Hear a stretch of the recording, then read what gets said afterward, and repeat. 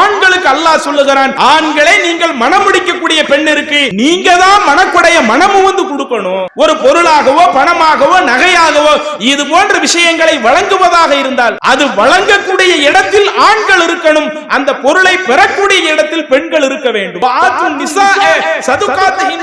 நீங்கள் மனம் முடிக்கக்கூடிய அந்த மனைவியர்களுக்காக உங்களுடைய மனக்குடையை மனமும் வந்து கொடுங்கள். இப்படி கொடுங்கள் மட்டும் அல்லாஹ் சொல்லல, அதுக்கு அடுத்து தொடர்ச்சியாக சொல்லுகிறான்,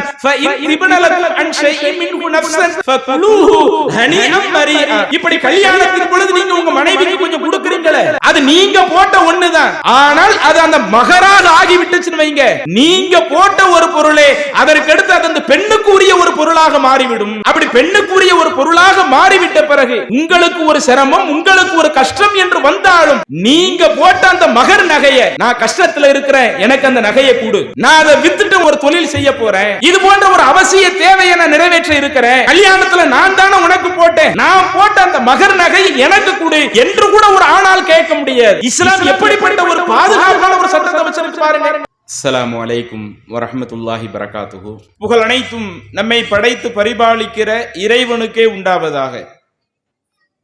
அன்பிற்குரிய அல்லாஹுவின் நல்லடியார்களே, தாய்மார்களே, சகோதர சகோதரிகளே, இங்கே குழுமி இருக்கிற நம் அனைவர்கள் மீதும் இன்னும் இந்த உரையை கேட்டுக்கொண்டிருக்கக்கூடிய அனைத்து மக்களின் மீதும் அல்லாஹுவின் சாந்தியும் சமாதானமும் இறுதி வரை உண்டாவதாக என்று இறைவனிடத்திலே பிரார்த்தனை செய்தவனாய் இந்த உரையை ஆரம்பம் செய்கிறேன்.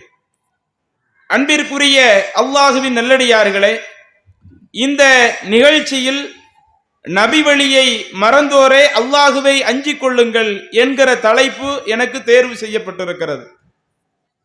நம்மையெல்லாம் படைத்த இறைவன் இந்த உலகத்திலே மற்ற எல்லா உயிரினங்களை விட சிறந்த ஒரு உயிரினமாக நம்மை மட்டும்தான் படைத்திருக்கிறான். இன்றைக்கு அழகிலே ஒப்பிட்டு பார்க்கிற பொழுது மனிதர்களை விட சிறந்த அழகான உயிரினங்கள் நம்முடைய பார்வையிலே தெரியலாம். உடல் பலத்தை ஒப்பிட்டு பார்க்கிற பொழுது நம்மை விட உடல் பலத்திலே சில உயிரினங்கள் சிறப்பாக தெரியலாம். இன்னும் சில குறிப்பிட்ட வேலைகளை செய்வதில் நம்மை விட எத்தனையோ பல உயிரினங்கள் நம்மை விட சுறுசுறுப்பாகவும் வேகமாகவும் செய்யக்கூடிய உயிரினங்கள் எத்தனையோ இருக்கின்றன. இப்படி பல உயிரினங்களை படைத்த இறைவன் மனிதர்களை படைத்து இந்த மனிதர்களுக்கு எப்படிப்பட்ட ஒரு சிறப்பை தந்திருக்கிறான். எந்த ஒரு உயிரினத்திற்கும் மரம் செடி கொடிகளுக்கும் வழங்காத பகுத்தறிவு என்கிற ஒரு சிறப்பை தந்திருக்கிறான். இந்த பகுத்தறிவில் தான் மற்ற எல்லா உயிரினங்களை விட இந்த மனிதன் மிஞ்சி நிற்கின்றான். இன்றைக்கு எதை வேண்டுமானாலும் சிந்தித்து பார்த்து அது இந்த பூமி படைக்கப்பட்ட விஷயங்களாக இருக்கட்டும், வானவியலை பற்றிய செய்திகளாக இருக்கட்டும், உடல் சார்ந்த விஷயங்களாக இருக்கட்டும், அறிவு சார்ந்த விஷயங்களாக இருக்கட்டும், இப்படி அனைத்து விஷயங்களிலேயும் சிந்தித்து பார்த்து செயல்படக்கூடிய பகுத்தறிவை இறைவன் நமக்கு வழங்கி இந்த பகுத்தறிவில் தான் நாம் மற்ற எல்லா உயிரினங்களை விட தனித்து விளங்கக்கூடிய நபர்களாகவும் அல்லாஹ் நம்மை ஆக்கியிருக்கிறான். இப்படி மற்ற எல்லா உயிரினங்களை விட சிறப்பித்து தந்த இறைவன் நாம் இந்த உலக வாழ்க்கையை சரியாக வாழ வேண்டும் என்று சொன்னால், இன்னும் மறுமை நாளில் நாம் அனைவரும் நம்முடைய வாழ்க்கை பயணத்தை சொர்க்கத்தை நோக்கி அமைத்துக் கொள்ள வேண்டும் என்றால் அதற்கு இறைவன் தந்த இந்த பகுத்தறிவு மட்டும் போதாது. மற்ற எல்லா உயிரினங்களை ஒப்பிடுகிற பொழுது நாம் சிறந்து விளங்குவதற்கு அல்லாஹ் நமக்கு பகுத்தறிவை வழங்கினாலும் நாம் இந்த உலக வாழ்க்கையை கடைசி வரை கரெக்டாக அமைத்துக் கொள்வதற்கு, மறுமை நாள்ல நம்ம எல்லாரும் சொர்க்கம் செல்வதற்கு வெறுமன நமக்கு இருக்கக்கூடிய பகுத்தறிவு மட்டும் பத்தாது. அதனால்தான் இறைவன் என்ன செய்கிறான், என்றைக்கு மனித சமூகத்தை இந்த உலகத்திற்கு அனுப்புகிறானோ அப்படி அனுப்பக்கூடிய அன்றைய காலகட்டத்திலிருந்து இந்த உலகம் அழிக்கப்படக்கூடிய கடைசி காலகட்டம் வரை இறைவன் இந்த மனிதர்களுக்கு பகுத்தறிவை கொடுத்ததோடு மட்டுமல்லாமல் தன்னுடைய தூது செய்தியையும் இந்த மனித சமுதாயத்திற்கு அல்லாஹ் அனுப்பி வைக்கிறான். அப்ப இறைவன் அந்த தூது செய்தியை அனுப்புவதற்கான காரணம் என்ன? நமக்கு தான் எல்லாத்தையும் சிந்தித்து பார்க்கக்கூடிய அறிவு இருக்குது இல்ல, நல்லது கெட்டதை பிரித்து பார்க்கக்கூடிய ஒரு பகுத்தறிவை வழங்கி இருக்கிறானே, இந்த பகுத்தறிவை வழங்கிவிட்டு நமக்கு இறைவனுடைய கட்டளை தேவையில்லைதானே? சிந்தித்து பார்ப்பதற்கு பகுத்தறிவு மட்டும் போதும் என்றால், நம்முடைய மறுமை வாழ்க்கையை தீர்மானிப்பதற்கு அந்த பகுத்தறிவு மட்டும் போதும் என்றால் நமக்கு இறைவன் எதை வழங்க வேண்டிய தேவையில்லை. தன்னுடைய தூது செய்தியை வழங்க வேண்டிய தேவையில்லை. இன்னும் சொல்ல போனால் நபிமார்களை அனுப்ப வேண்டிய தேவையில்லை. அப்ப இறைவன் நமக்கு ஒவ்வொரு காலகட்டத்திலேயும் பல நபிமார்களை அனுப்பி அந்த நபிமார்களினுடைய இறுதியாக முஹம்மது நபி ஸல்லல்லாஹு அலைஹி வஸல்லம் அவர்களை கியாம நாள் வரை இருக்கக்கூடிய நபர்களுக்கு அல்லாஹ் தூதராக அனுப்புகிறான் என்று சொன்னால், அப்படி தூதராக அனுப்பப்படுவதற்குரிய முக்கிய காரணமே நாம் மறுமை நாளில் வெற்றி பெற வேண்டும் என்று சொன்னால் நம்முடைய பகுத்தறிவோடு சேர்த்து தூதருடைய பிரச்சாரமும் நமக்கு தேவை, இறைவனுடைய வழிகாட்டுதலும் நமக்கு தேவை. இறைவனுடைய வழிகாட்டுதல் இல்லாமல் நான் ஒரு காலம் நாம் மறுமையிலே வெற்றி பெற முடியாது என்பதை அல்லாஹ் தன்னுடைய திருமறையில பல இடங்களில் குறிப்பிடுகிறான். அதுல அல்லாஹு தஆலா ஒரு இடத்துல சொல்லும் பொழுது நபிகள் நாயகம் ஸல்லல்லாஹு அலைஹி வஸல்லம் அவர்கள் காலத்தில் வாழ்ந்த அந்த மக்களை பற்றி அல்லாஹ் பேசுகிறான், நபி தோழர்களை பற்றி பேசுகிறான். வஅலமு அன்ன ஃபீக்கும் ரசூலுல்லாஹ், நீங்கள் அறிந்து கொள்ளுங்கள் உங்களிடத்தில் இறைவனுடைய தூதரான அந்த முஹம்மது நபி இப்போது இருந்து கொண்டிருக்கிறார்கள். ரசூலுல்லாஹி ஸல்லல்லாஹு அலைஹி வஸல்லம் அவர்கள் உயிரோடு இருக்கும் பொழுதே அந்த சமுதாய மக்களிடத்தில் அல்லாஹ் எப்படி பேசுகிறான்? அன்ன ஃபீக்கும் ரசூலுல்லாஹ், உங்களிடத்தில் இறைவனுடைய தூதர் இன்றளவும் இருந்து கொண்டே இருக்கிறார்கள். யுதீஉக்கும் ஃபீ கஸீரின் மினல் அம்ர், அந்த இறை தூதர் மட்டும் உங்களுக்கு கட்டுப்படக்கூடியவர்களாக பல விஷயங்கள்ல இறை தூதர் அல்லாஹ்வுடைய செய்தியை உங்களுக்கு கொண்டு வந்து சேர்த்தாங்களே, அப்படி கொண்டு வந்து சேர்த்துறாமல் உங்களுடைய செய்திகளுக்கு மட்டும் கட்டுப்படக்கூடியவராக அந்த இறை தூதர் இருந்திருப்பாரேயானால் லஇன்தும், நீங்கள் எல்லாம் இழப்புக்குள்ளாகி இருப்பீர்கள், கஷ்டத்திற்குள்ளாகி இருப்பீர்கள். உங்களுடைய செய்திகளை அப்படியே அந்த இறை தூதர் பின்பற்றவில்லை. நீங்கள் எதை நினைக்கின்றீர்களோ நீங்கள் நினைக்கிற செய்திக்கெல்லாம் அந்த இறை தூதர் கட்டுப்படவில்லை. அந்த இறை தூதர் என்ன செய்திருக்கிறார்? இறைவன் புறத்திலிருந்து வரக்கூடிய தூது செய்தியை உங்களுக்கு கொண்டு வந்து சேர்த்திருக்கிறார். அந்த தூது செய்தி மட்டும் இல்லை என்று சொன்னால் அதிகமான காரியங்களில் நீங்க சொல்றதுக்கு கட்டுப்பட்டு நடக்கக்கூடியவங்களாக அந்த முஹம்மது இருந்திருந்தால் லஇன்தும், நீங்கள் எல்லாம் இழப்பிற்குள்ளாகி இருப்பீர்கள் என்று அல்லாஹ் சொல்லிவிட்டு அதனுடைய தொடர்ச்சியாக சொல்லுகிறான். வலாக்கின்னல்லாஹ ஹப்பப இலைக்குமுல் ஈமான், மாறாக இறைவன் உங்களிடத்தில் விரும்புவது நீங்கள் ஏற்றுக்கொள்ளக்கூடிய அந்த இறை நம்பிக்கையை, அந்த ஈமானை விரும்புகிறான். வஸய்யனஹு ஃபீ குலூபிக்கும், இன்னும் உங்களுடைய உள்ளங்களில் அந்த ஈமானை அல்லாஹ் அலங்கரித்து காட்டுகிறான். நீங்கள் கடைசி வரை அந்த ஈமானிலே இருக்க வேண்டும் என்று சொன்னால், இன்னும் அந்த ஈமானிலேயே வாழ்ந்து அந்த ஈமானிலேயே மரணிக்க வேண்டும் என்று சொன்னால், இறை தூதருடைய போதனையை கொடுத்து அந்த போதனையின் மூலமாக அல்லாஹ் உங்களுக்கு அந்த இறை நம்பிக்கையை விதைக்க விரும்புகிறான் என்று சொல்லிவிட்டு அடுத்து அல்லாஹ் சொல்லுகிறான். வ கரிஹ இலைக்குமுல் குஃப்ர வல் ஃபுசூக வல் இஸ்யான், அல்லாஹ் தஆலா உங்களிடத்தில் வெறுப்பது எது தெரியுமா? நீங்கள் இறை மறுப்பை நோக்கி போய்விடக் கூடாது. வல் ஃபுசூக், பாவங்களை நோக்கி நீங்கள் போய்விடக் கூடாது. வல் இஸ்யான், ஒரு தூதரை அனுப்பி அந்த தூதருக்கு நீங்கள் மாறு செய்ய வேண்டும் என்கிற அந்த கொள்கையை நோக்கி நீங்கள் போவதை அந்த இறைவனை வெறுக்கின்றான் என்று அல்லாஹ் சொல்லிவிட்டு உலாயிக ஹுமுர் ராஷிதூன், இதுல யார் சரியாக நடந்து கொள்கிறார்களோ அவர்கள்தான் நேர்வழி பெறக்கூடியவர்கள் என்று அல்லாஹ் தன்னுடைய திருமறையிலே குறிப்பிடுகிறான். அப்ப இந்த வசனம் நமக்கு சொல்லக்கூடிய கருத்து என்ன? நபிகள் நாயகம் ஸல்லல்லாஹு அலைஹி வஸல்லம் அவருடைய காலத்திலேயே எந்த மக்கள் உயிரோடு வாழ்ந்து கொண்டிருந்தார்களோ அந்த மக்களிடத்துல இறைவன் நேரடியாக சொல்லுகிறான், உங்களிடத்துல உள்ள இறை தூதர் இருக்கிறாங்களே, உங்களுடைய அதிகமான காரியத்திற்கு அவங்க கட்டுப்பட மாட்டாங்க. இறைவன் என்ன சொன்னாங்களோ அதைத்தான் உங்களுக்கு எடுத்து சொல்லி அதை நோக்கித்தான் அழைப்பார்கள். ஏன்னா அதுதான் உங்களுக்கு ஒரு இறை நம்பிக்கையை பெற்றுத்தரும். உங்களுடைய உள்ளங்கள்ல இறை நம்பிக்கையை அலங்கரித்து காட்டுவதும் அந்த இறை தூதருடைய போதனை தான். யார் இதற்கு நேர் மாற்றமாக நடப்பாங்களோ அந்த குஃப்ரை அல்லாஹ் விரும்பவில்லை, பாவம் செய்வதை அல்லாஹ் விரும்பவில்லை. இறை தூதருக்கு மாறு செய்வது அது இறைவன் விரும்பக்கூடிய காரியம் கிடையாது. இறை தூதருக்கு மாறு செய்வது, பாவம் செய்வது, ஒருவர் இறை மறுப்பிலே போய் விழுவது, இது இறைவனால் வெறுக்கப்படக்கூடிய காரியங்களாக இருக்கிறது. இந்த தன்மையில் யார் சரியாக நடக்கின்றார்களோ, நம்மளிடத்தில் உள்ள இறை தூதர் நமக்கு எதை அல்லாஹ்விடமிருந்து பெற்று தருகிறார்களோ அதை நம்ம கேட்போம், அதற்கு நாம கட்டுப்படுவோம் என்கிற இந்த தன்மையில் யார் இருக்கிறார்களோ உலாயிக ஹுமுர் ராஷிதூன், அவர்கள்தான் நேர்வழி பெற்றவர்கள் என்று அல்லாஹ் சொல்லுகிறானே. அப்ப நாம கடைசி வரை நேரான வழியிலே பயணிக்க வேண்டும் என்று சொன்னால் நமக்கு தந்த வெறுமன பகுத்தறிவு மட்டும் பத்தாது, இறைவனுடைய வழிகாட்டுதல் நிச்சயம் அவசியம், தூதருடைய செய்தி நமக்கு நிச்சயம் அவசியம். ஒவ்வொரு காரியத்திலேயும் அல்லாஹ்வுடைய தூதர் நமக்கு என்ன சொன்னார்களோ அதை எடுத்து பார்ப்பதுதான் நாம் கடைசி வரை நேரான பாதையிலே பயணிப்பதற்கு, நாம் அதுல கரெக்டா இருக்கிறோம் என்பதற்குரிய அளவுகோல் என்பதை அல்லாஹ் சொல்லி காட்டுகிறானா இல்லையா? அதே மாதிரி குர்ஆன்ல இன்னொரு வசனத்தில் அல்லாஹ் பேசுகிறான். இந்த அடிப்படைகளை நான் சொல்லிவிட்டு அதற்கடுத்து இன்னைக்கு நம்மளுடைய சமுதாய மக்கள் நாம எந்த அளவுக்கு அந்த தூதருடைய அந்த பொன்மொழிகளுக்கு மாறு செய்து கொண்டிருக்கிறோம், நபி ஸல்லல்லாஹு அலைஹி வஸல்லம் வழிகாட்டுதலுக்கு மாற்றமாக நடந்து கொண்டிருக்கிறோம், கொஞ்சம் கொஞ்சமாக அந்த இஸ்லாமிய சட்டங்களை விட்டு வெளியேறி கொண்டிருக்கிறோம் என்பதை நான் உங்களுக்கு பின்னாடி உணர்த்துகிறேன். அல்லாஹ் தன்னுடைய திருமறையிலே சொல்லி காட்டுகிறான் ஒரு இடத்துல, வமா அர்சல்னா மிர் ரசூலின் இல்லா லியுத்தாஅ பிஇذனில்லாஹ். இறைவன் எந்த ஒரு தூதரை அனுப்பினாலும், முகமது நபியை மட்டும் அல்லாஹ் குறிப்பிடவில்லை, முகமது நபிக்கு முன்பாக பல தூதர்கள் வந்து சென்றார்களே. மூசா நபி வந்துட்டு போனாங்க, ஈசா அலைஹிஸ்ஸலாம் அவர்கள் வந்து இன்றைக்கு தன்னளவில் இறைவனால் உயர்த்தப்பட்டு இருக்கிறாங்க, கியாமத் நாள் நெருக்கத்தின் போது அவங்க வருவாங்க. இப்ராஹிம் நபி வந்துட்டு போனாங்க. இப்படி எத்தனையோ பல நபிமார்கள் வந்தாங்களே. அனைத்து நபிமார்களை பற்றி அல்லாஹ் பேசுகிற பொழுது, வமா அர்சல்னா மிர் ரசூலின் இல்லா லியுத்தாஅ பிஇذனில்லாஹ். எந்த ஒரு தூதரை நாம் அனுப்பினாலும் இறைவனுடைய அனுமதியோடு நீங்கள் அந்த தூதருக்கு கட்டுப்பட்டு நடக்க வேண்டும் என்பதற்காகத்தான் உங்களுக்கு அனுப்பினேன்.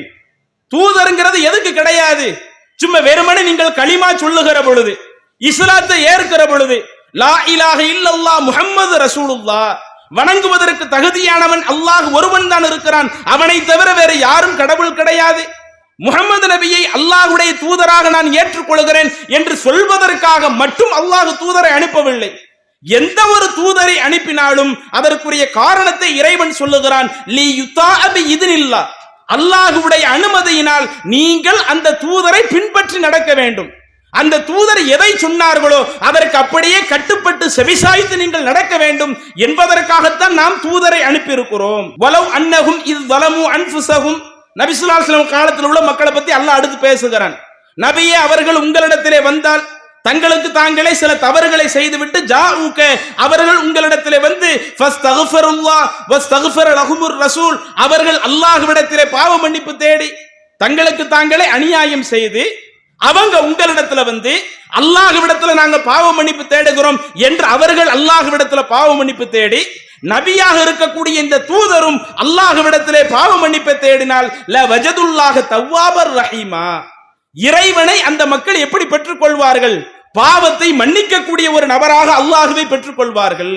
அந்த மக்களின் மீது கரிசனம் காட்டக்கூடியவனாக, அதிக அன்பு காட்டக்கூடியவர்களாக அவர்கள் அல்லாஹ்வை பெற்றுக் கொள்வார்கள் என்று அல்லாஹ் சொல்லிவிட்டு அடுத்து ஒரு முக்கியமான ஒரு சட்டத்தை அல்லாஹ் பதிய வைக்கிறான்.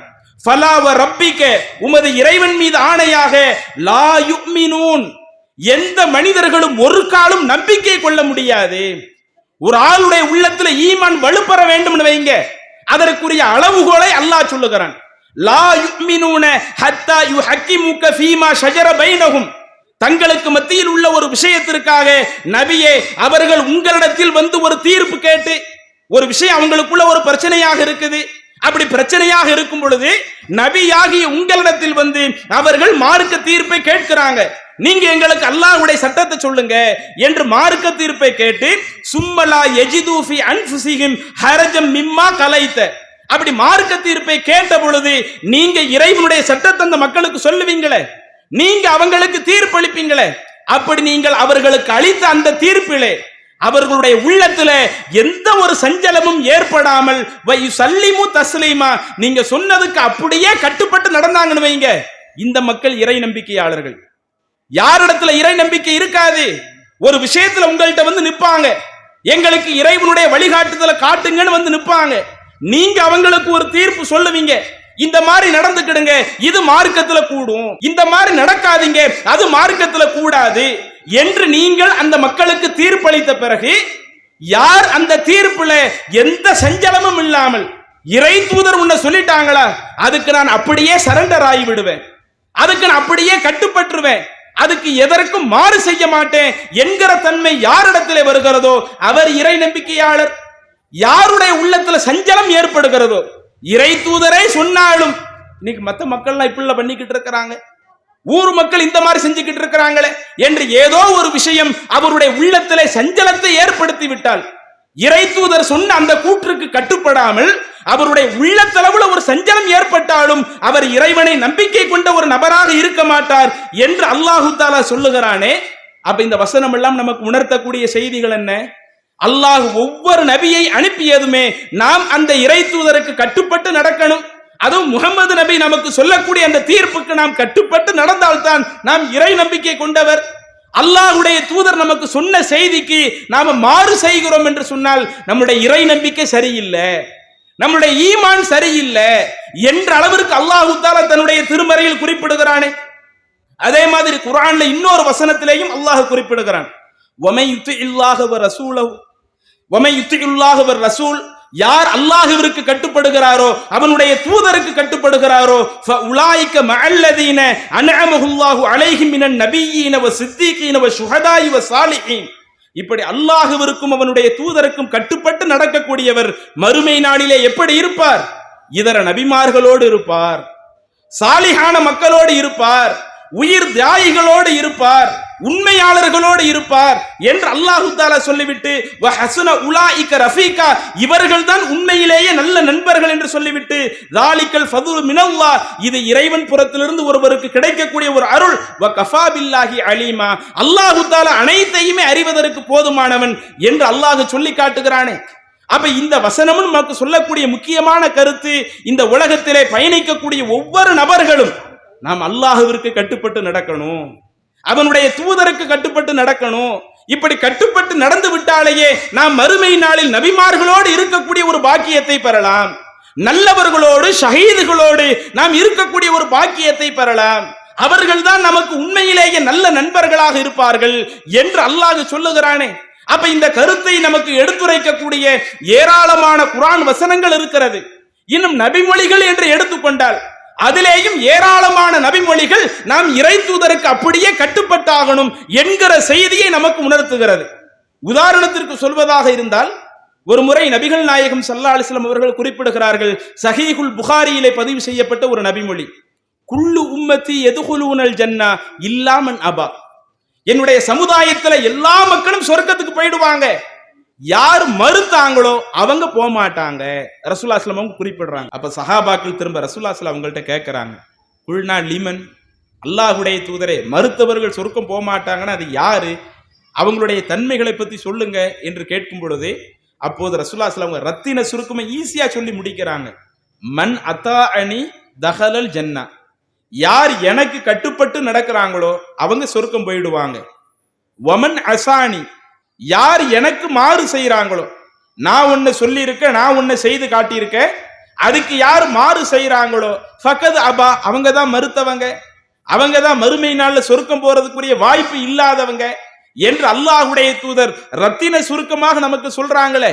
இந்த கருத்தை வலியுறுத்தக்கூடிய நபிமொழிகளும் ஏராளம் இருக்கிறது. அப்ப ஆக மொத்தம் நமக்கு முஹம்மது நபி அனுப்பப்பட்ட முக்கிய நோக்கமே இந்த இறுதி உம்மத்தில் உள்ள நாம எல்லாருமே மறுமை நாள்ல சொர்க்கத்துக்கு வரணும். எப்ப நாம சொர்க்கத்துக்கு வர முடியும்? எப்படி நாம சொர்க்கத்துக்கு வர முடியும்? முஹம்மது நபியை வெறுமன மனதளவுல ஏற்றுக்கொள்கிறோம், நாவளவுல ஏற்றுக்கொள்வதாக சொல்லி விடுகிறோம். இப்படி சொன்னா உடனே நமக்கு சொர்க்கம் கன்ஃபார்ம் ஆயிடுமா? வெறுமன சொன்னதோடு இல்லாமல் அதை தன்னுடைய வாழ்க்கையில நடைமுறைப்படுத்த வேண்டாமா? ஒவ்வொரு காரியத்திலேயும் அல்லாஹ்வுடைய தூதர் நமக்கு என்ன சொன்னார்களோ அந்த அடிப்படையில் தான் நான் அமைத்துக் கொள்வேன். என்னுடைய தொழுகையா, அந்த தொழுகைக்கு முஹம்மது நபி முன்மாதிரி. முஹம்மது நபி எப்படி தக்பீர் கட்டினாங்க, முஹம்மது நபி எப்படி ருக்குவுக்கு போனாங்க, முஹம்மது நபி எப்படி சுஜூதுக்கு போனாங்க, தன்னுடைய தொழுகையினுடைய ஒவ்வொரு காரியங்களை எப்படி அமைச்சுக்கிட்டாங்க, அந்த முஹம்மது நபியை நான் ரோல் மாடலா எடுத்துக்கொள்வேன் என்று ஒருவன் நபி வழியை பின்பற்றுகிறானா அது அவனை சொர்க்கத்தை நோக்கி பயணிக்கும். ஒருவன் நோன்பு வைக்கிறான், அது நம்முடைய மார்க்கத்தில் சொல்லப்பட்ட இபாதத்து, அந்த இபாதத்தையும் ஒருவன் முஹம்மது நபி சொன்ன அடிப்படையில நோன்பு வைக்கிறானா அது அவனை சொர்க்கத்துல கொண்டு போய் சேர்க்கும். இப்படி நம்மளுடைய வாழ்க்கையினுடைய ஒட்டுமொத்த காரியங்களையும் முஹம்மது நபி சொன்ன அடிப்படையிலே நாம் அமைத்துக் கொண்டால் அது நம்மளை சொர்க்கத்திற்கு கொண்டு போய் சேர்த்து விடும் என்பதை அல்லாஹ்வுடைய தூதர் ரத்தின சுருக்கமாக சொன்னார்களே. இன்னைக்கு நாம எதிலெல்லாம் நபி வழியை மீறி கொண்டிருக்கிறோம் என்று பாருங்கள். இன்னைக்கு நம்மளுடைய வாழ்க்கை எந்த மாதிரி எல்லாம் போய் கொண்டிருக்கிறது என்பதற்கு சில விஷயங்களை மாத்திரம் உங்களிடத்தில் மேற்கோள் காட்டுகிறேன். முதலாவது, இபாதத் என்ற அடிப்படையில, நன்மை என்ற அடிப்படையில சில காரியங்கள்ல நாம் என்ன பண்றோம்? நபி வழியை புறக்கணித்துக் கொண்டிருக்கிறோம். உதாரணத்திற்கு சொல்வதாக இருந்தால், இந்த ரபியுல் அவ்வல் மாதம் வந்தால் நம்முடைய சமுதாயத்தில் இன்னைக்கு என்ன நடந்து கொண்டிருக்கிறது? ஆரம்பத்தில் பெரிய அளவில் நடைபெற்றுக் கொண்டிருந்த மௌலீது நிகழ்ச்சிகள் இன்றைக்கு பெரிய அளவில் நடைபெறல. இப்ப நம்ம இந்த மீட்டிங் போட்டு பயான் பண்ணிக்கிட்டு இருக்கிறோமே, ஆரம்பத்தில் மௌலீது ஓதக்கூடிய நிகழ்ச்சிகள் எல்லாம் ஒவ்வொரு பகுதிகளிலேயும் இப்படித்தான் நடைபெற்றது. இன்னைக்கு பல இடங்களில் அந்த மௌலீது ஓதக்கூடிய பழக்கம் இல்லாமல் போனாலும் சில பள்ளி வாசல்கள்ல இன்றளவும் உட்கார்ந்து ஓதி கொண்டிருக்கிறார்களா இல்லையா? ரபியுல் அவ்வல் மாதம் வந்துவிட்டால் சுபஹான மௌலீதை எடுத்து ஓதி கொண்டிருக்கிறார்கள். ரபியுல் ஆஹிர் மாதம் வந்துவிட்டால் முஹையத்தின் மௌலீது என்று ஓதி கொண்டிருக்கிறார்கள். இறைவன் மட்டும் வணங்கப்பட வேண்டிய பள்ளி வாசல்ல இன்றைக்கு மௌலீது ஓதி கொண்டிருக்கிறார்களே. ஓதக்கூடிய மக்கள் எல்லாம் என்ன நினைக்கிறாங்க? நாம ரசூலுல்லாஹி ஸல்லல்லாஹு அலைஹி அவர்களைத்தானே புகழ்றோம். அல்லாஹுவின் தூதரை புகழ்ந்தால் தப்பா? பள்ளி வாசல்ல வச்சுத்தானே புகழ்றோம். நாம இன்னும் சினிமா படத்துல உள்ள நடிகரையா புகழ்ந்துகிட்டு இருக்கிறோம், அல்லது இன்றைக்கு இருக்கக்கூடிய ஆட்சி தலைவர்களையா புகழ்ந்து கொண்டிருக்கிறோம், அல்லது ஒரு விளையாட்டு வீரரையா புகழ்ந்து கொண்டிருக்கிறோம்? நமக்கு தூதராக அனுப்பப்பட்ட முகமது நபியை தானே புகழ்கிறோம். இப்படி முகமது நபியை புகழ்வதனால் நமக்கு அவர்களின் மீதான முஹப்பத்து தானே அதிகரிக்கிறது. இப்படி முஹப்பத்தை அதிகரிக்கக்கூடிய இந்த காரியத்தை இன்றைக்கு தௌஹீத் ஜமாத் செய்யக்கூடாதுங்கிறாங்க. பாத்தீங்களா, அவங்க முகமது நபிக்கு புகழக்கூடாது என்று சொன்னால் இவங்களுடைய தன்மை எந்த மாதிரி இருக்குது பாருங்க என்று ஒரு பக்கம் இந்த ரபியுல் அவ்வல் மாதம் வந்து விட்டாலேயே நமக்கு எதிரான பிரச்சாரங்களும் ஒரு பக்கம் போய் கொண்டிருக்கிறது. நம்ம ஏன் ரபியுல் அவ்வல் மாதத்துல சுபஹான மௌலீத் ஓதக்கூடாதுன்னு சொல்றோம்? இன்னும் ரபியுல் அவ்வல் மட்டுமல்ல, எந்த ஒரு நாட்களிலேயும் நீங்க சுபஹான மௌலீதை ஓதாதீங்கன்னு ஏன் சொல்றோம்? அல்லாஹ்வுடைய தூதர் அப்படி கற்றுத் தந்தார்களா? ரசூலுல்லாஹி ஸல்லல்லாஹு அலைஹி அவர்கள் பிறந்த மாதமான ரபியுல் அவ்வல் மாதத்துல அனைத்து நபி தோழர்களையும் பள்ளிவாசலில் அமர செய்து எல்லாரும் என்னை புகழுங்க, எல்லாரும் என்னை புகழ்ந்து கவிதை படியுங்க என்று அதை ஒரு இபாதத்தாக ஆக்கினாங்களா? நம்முடைய மார்க்கத்துல சில குறிப்பிட்ட நாட்களில் சில குறிப்பிட்ட இபாதத்துகள் சொல்லப்படுகிறது. இப்ப முஹர்ரம் மாதத்தை ஒருவர் அடைகிறார்னு வைங்க, முஹர்ரம் 9, 10 நீங்க அதுல நோன்பு வைங்க. ஆஷுரா நோன்பை பற்றி நம்முடைய மார்க்கம் பேசுகிறது. துல்ஹஜ் மாதத்தை ஒருவர் அடைகிறார் என்று சொன்னால் ஹஜ் செய்வதற்குரிய வசதி வாய்ப்பு பெற்றவர் ஹஜ்ஜுக்கு போங்க. ஹஜ்ஜுக்கு போக முடியாதவங்க அந்த துல்ஹஜ் மாதத்தினுடைய 9வது நாளை அரஃபா தினத்தை நீங்கள் அரஃபா நோன்பு வையுங்க. ரசூலுல்லாஹி ஸல்லல்லாஹு அலைஹி அவர்கள் சொல்லுகிறார்கள். இப்படி துல்ஹஜ் மாதத்துல அரஃபா நோன்பு நோக்க வேண்டும் என்று சொன்ன அல்லாஹ்வுடைய தூதர் முஹர்ரம் மாதத்துல 9, 10 ஆஷுரா நோன்பு நோருங்கள் என்று சொன்ன அல்லாஹ்வுடைய தூதர் ரபியுல் அவ்வல் மாதம் வந்து விட்டால் எல்லாரும் பள்ளி வாசல்ல உட்கார்ந்து என்னைய புகழுங்க என்று வலியுறுத்தினார்களா? அல்லது அல்லாஹ்வுடைய தூதர் சொல்லாவிட்டாலும் ரசூலுல்லாஹி ஸல்லல்லாஹு அலைஹி அவர்களுடைய முன்னிலையில இதர தோழர்கள் எல்லாம் பள்ளி வாசலில் உட்கார்ந்து இது போன்ற மௌலீதை படித்துக் கொண்டிருந்தார்களா? அதை ஆதரித்தார்களா? எதுவுமே அல்லாஹ்வுடைய தூதர் கற்றுத்தரலையே. நம்முடைய மார்க்கத்துல ஒரு விஷயம் சட்டமாக ஆகுவதாக இருந்தால் எப்ப சட்டமாக ஆகும்? நாம நினைச்சதை எல்லாம் இந்த மார்க்கத்துல ஒரு சட்டமாக ஆக்கிர முடியுமா? அல்லாஹ் முஹம்மது நபி வாழக்கூடிய காலகட்டத்திலேயே கடைசி நேரத்தில் வசனம் இறக்குகிறான். அல் யௌம அக்மல்து லக்கும் தீனக்கும் வ அத்மம்து அலைக்கும் நிஅமதி வ ரலைது லக்குமுல் இஸ்லாம தீனா. இன்றோடு இந்த இஸ்லாமிய மார்க்கத்தை நான் உங்களுக்கு முழுமைப்படுத்தி விட்டேன், எனது அருளை நான் உங்களுக்கு பரிபூர்ணப்படுத்தி விட்டேன், இந்த இஸ்லாத்தை உங்களுடைய வாழ்க்கை நெறியாக புரிந்து கொண்டேன். முஹம்மது நபியினுடைய காலத்திலேயே அல்லாஹ் இஸ்லாத்தை நிறைவு செய்து விடுகிறானே. அப்ப முஹம்மது நபியினுடைய காலத்திலேயே இஸ்லாம் நிறைவு செய்யப்படுகிறது என்று சொன்னால் அப்படிப்பட்ட ரசூலுல்லாஹி ஸல்லல்லாஹு அலைஹி காலத்துல மௌலீது ஓதியதாக எங்கே இருக்கிறது? ஹதீஸ்கள் ஆதாரம் இருக்குதா? சஹாபாக்கள் எல்லாம் ஒன்று கூடி அல்லாஹ்வுடைய தூதரை நாங்க உங்களை புகழ போறோம் என்று அப்படி ரபியுல் அவ்வல் மாதத்துல ஓதுனாங்களா? எதுவுமே ரசூலுல்லாஹி ஸல்லல்லாஹு அலைஹி கற்றுத்தரலையே. அப்ப அல்லாஹ்வுடைய தூதர் கற்றுத்தராத காரியங்களை இன்றைக்கு நாம் நன்மை என்று நினைத்து செய்தால் இதுதான் இறை தூதரை பின்பற்றக்கூடிய ஒரு முறையா? எது மார்க்கத்துல ஒரு நன்மையான காரியமாக இருந்தால் அதை ரசூலுல்லாஹி ஸல்லல்லாஹு அலைஹி நமக்கு வழிகாட்டி இருக்க மாட்டாங்க. அப்ப எது அல்லாஹ்வின் தூதரால் வழிகாட்டப்பட்டதோ அது மட்டும்தான் நமக்கு நன்மை. எது அல்லாஹ்வின் தூதரால் வழிகாட்டப்படவில்லையோ அது நன்மை கிடையாது. இன்னும் சொல்ல போனால் அல்லாஹ் தன்னுடைய திருமறையில ஒரு இடத்தில் சொல்லுகிறான், ஒமை யப்தகி கைரல் இஸ்லாமி தீனா, மார்க்கத்துல இல்லாத ஒரு காரியத்தை நன்மை என்று நினைத்து யார் செய்தாலும் ஃபலை யுக்பல மின்ஹு, அந்த காரியம் அவரிடமிருந்து ஏற்றுக்கொள்ளப்படாது. வஹுவ ஃபில் ஆகிரத்தி மினல் ஹாசிரீன். இப்படி மார்க்கத்தில் இல்லாத காரியத்தை செய்யக்கூடியவர்கள் மறுமை நாள்ல நஷ்டவாளியாக இருப்பார்கள் என்று அல்லாஹ் தன்னுடைய திருமறையில் குறிப்பிடுகிறானே. அப்ப நன்மைன்னு நினைச்சு நாம கூட எதையும் உருவாக்கிட முடியாது. அந்த அளவிற்கு பாதுகாப்பு நிறைந்த ஒரு சட்டமாக இறைவன் இஸ்லாத்தை ஆக்கி இருக்கும் பொழுது நாங்க ரசூலுல்லாஹி ஸல்லல்லாஹு அலைஹி அவங்கள தானே புகழ்றோம், அவங்க மேல உள்ள முஹப்பத்தின் பேர்ல தானே புகழ்றோம். என்று இன்றைக்கு மௌலீது ஓதி கொண்டிருக்கிறார்களே, அப்ப இது ரசூலுல்லாஹ் கற்றுத்தந்த ஒரு நடைமுறை இல்லைன்னு தெரியுதா இல்லையா? இன்னும் அல்லாஹ்வுடைய தூதர் நமக்கு என்ன சொன்னார்கள்? லா துத்ருனி கமா அத்துரத்தின் நசாரா மஸீஹ் இப்னு மரியம், மரியமுடைய மகன் ஈசா அலைஹிஸ்ஸலாம் அவர்களை அந்த கிறிஸ்தவ மக்கள் எப்படி வரம்பு மீறி புகழ்ந்தார்களோ அந்த மாதிரி நீங்க என்னை வரம்பு மீறி புகழாதீங்க. நீங்கள் என்னை புகழ்வதாக இருந்தால் ஃபகூலு அப்துல்லாஹி வ ரசூலு, என்னை அல்லாஹ்வினுடைய அடிமை என்று சொல்லி நீங்கள் புகழுங்கள். அதே போல இறைவனுடைய தூதர் என்று சொல்லி என்னை புகழுங்கள். வரம்பு மீறி புகழ்ந்துராதீங்க. அல்லாஹ்வுடைய தூதர் எப்படி நமக்கு வாழ சொன்னார்களோ அப்படி வாழ்ந்து காட்டி, அல்லாஹ்வுடைய தூதர் இப்படி வாழ சொன்னாங்க, நான் ரசூலுல்லாஹி ஸல்லல்லாஹு அலைஹி வஸல்லம் சொன்ன அடிப்படையில் வாழ்றேன், அல்லாஹ்வின் தூதர் அந்த அளவுக்கு நேசிக்கிறேன் என்று இப்படி நாம் சொல்லிக் கொள்வது தவறல்ல. இந்த உலகத்திற்கே சிறந்த முறையில் வழிகாட்டியாக அந்த இறை தூதர் இருந்து இந்த மனித சமுதாயத்தை நன்மையின் பக்கம் அழைச்சிட்டு வந்தாங்க. அவங்க இந்த தீமைகள் அந்த சமுதாயத்திலிருந்து களை எடுத்தாங்க என்று இப்படி என்ன செய்யலாம்? நாம் அல்லாஹ்வின் தூதரை சொல்லிக் கொள்வது தவறல்ல. ஆனா வரம்பு மீறி புகழக்கூடாது. இன்னைக்கு மௌலீது வரிகளில் என்ன எழுதி வைத்திருக்கிறீர்கள்? அன்த கஃபாருல் ஹதாயா, பாவங்களை மன்னிக்க கூடியது. பல மேடைகள்ல பேசி இருக்கிறோம், அதை அதிகம் விவரித்து சொல்வதற்கு நேரம் இல்லை. நீங்க தான் பாவத்தை மன்னிக்க கூடியவங்க, நீங்க தான் அழித்தொழிக்க கூடிய தவறுகளை மன்னிக்க கூடியவங்க.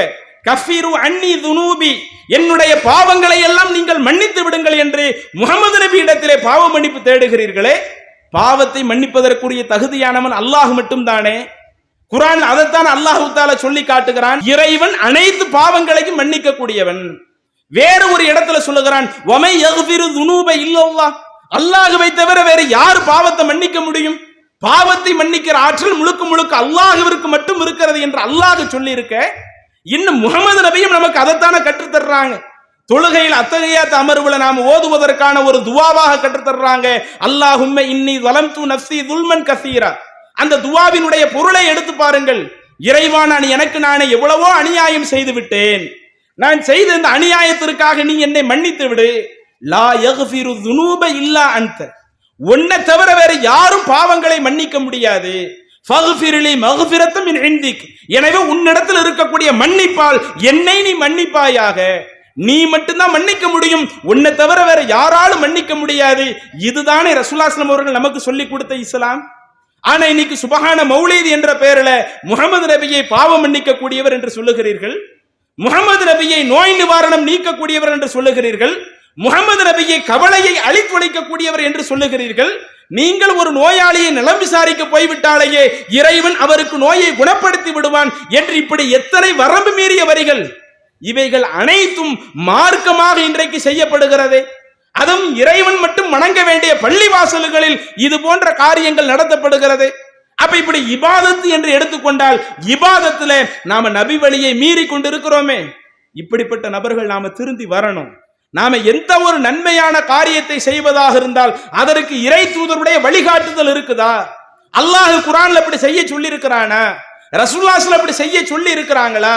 ரசூலுல்லாஹி ஸல்லல்லாஹு வழிகாட்டுதல் என்ன என்று இதை மட்டும் பார்த்து நாம் பின்பற்ற ஆரம்பித்து விட்டாலேயே நம்முடைய இபாதத்துகளில் நாம் முழுக்க முழுக்க இறை தூதருக்கு கட்டுப்பட்டு நடக்கக்கூடிய நபர்களாக மாறிவிடலாம். இன்றைக்கு சில முஸ்லிம்களிடத்துல இதுல சில தவறுகள் ஏற்படுகிறது. நிறைய பேர் அதிலிருந்து மீண்டு வந்தாலும் இன்னும் ஒரு சில நபர்கள் பள்ளிவாசலில் உட்கார்ந்து கொண்டு இது போன்ற அந்த மௌலீதை ஓதுகிறார்கள், ஓதுவதை ஆதரிக்கக்கூடிய நபர்களும் இருக்கிறாங்க.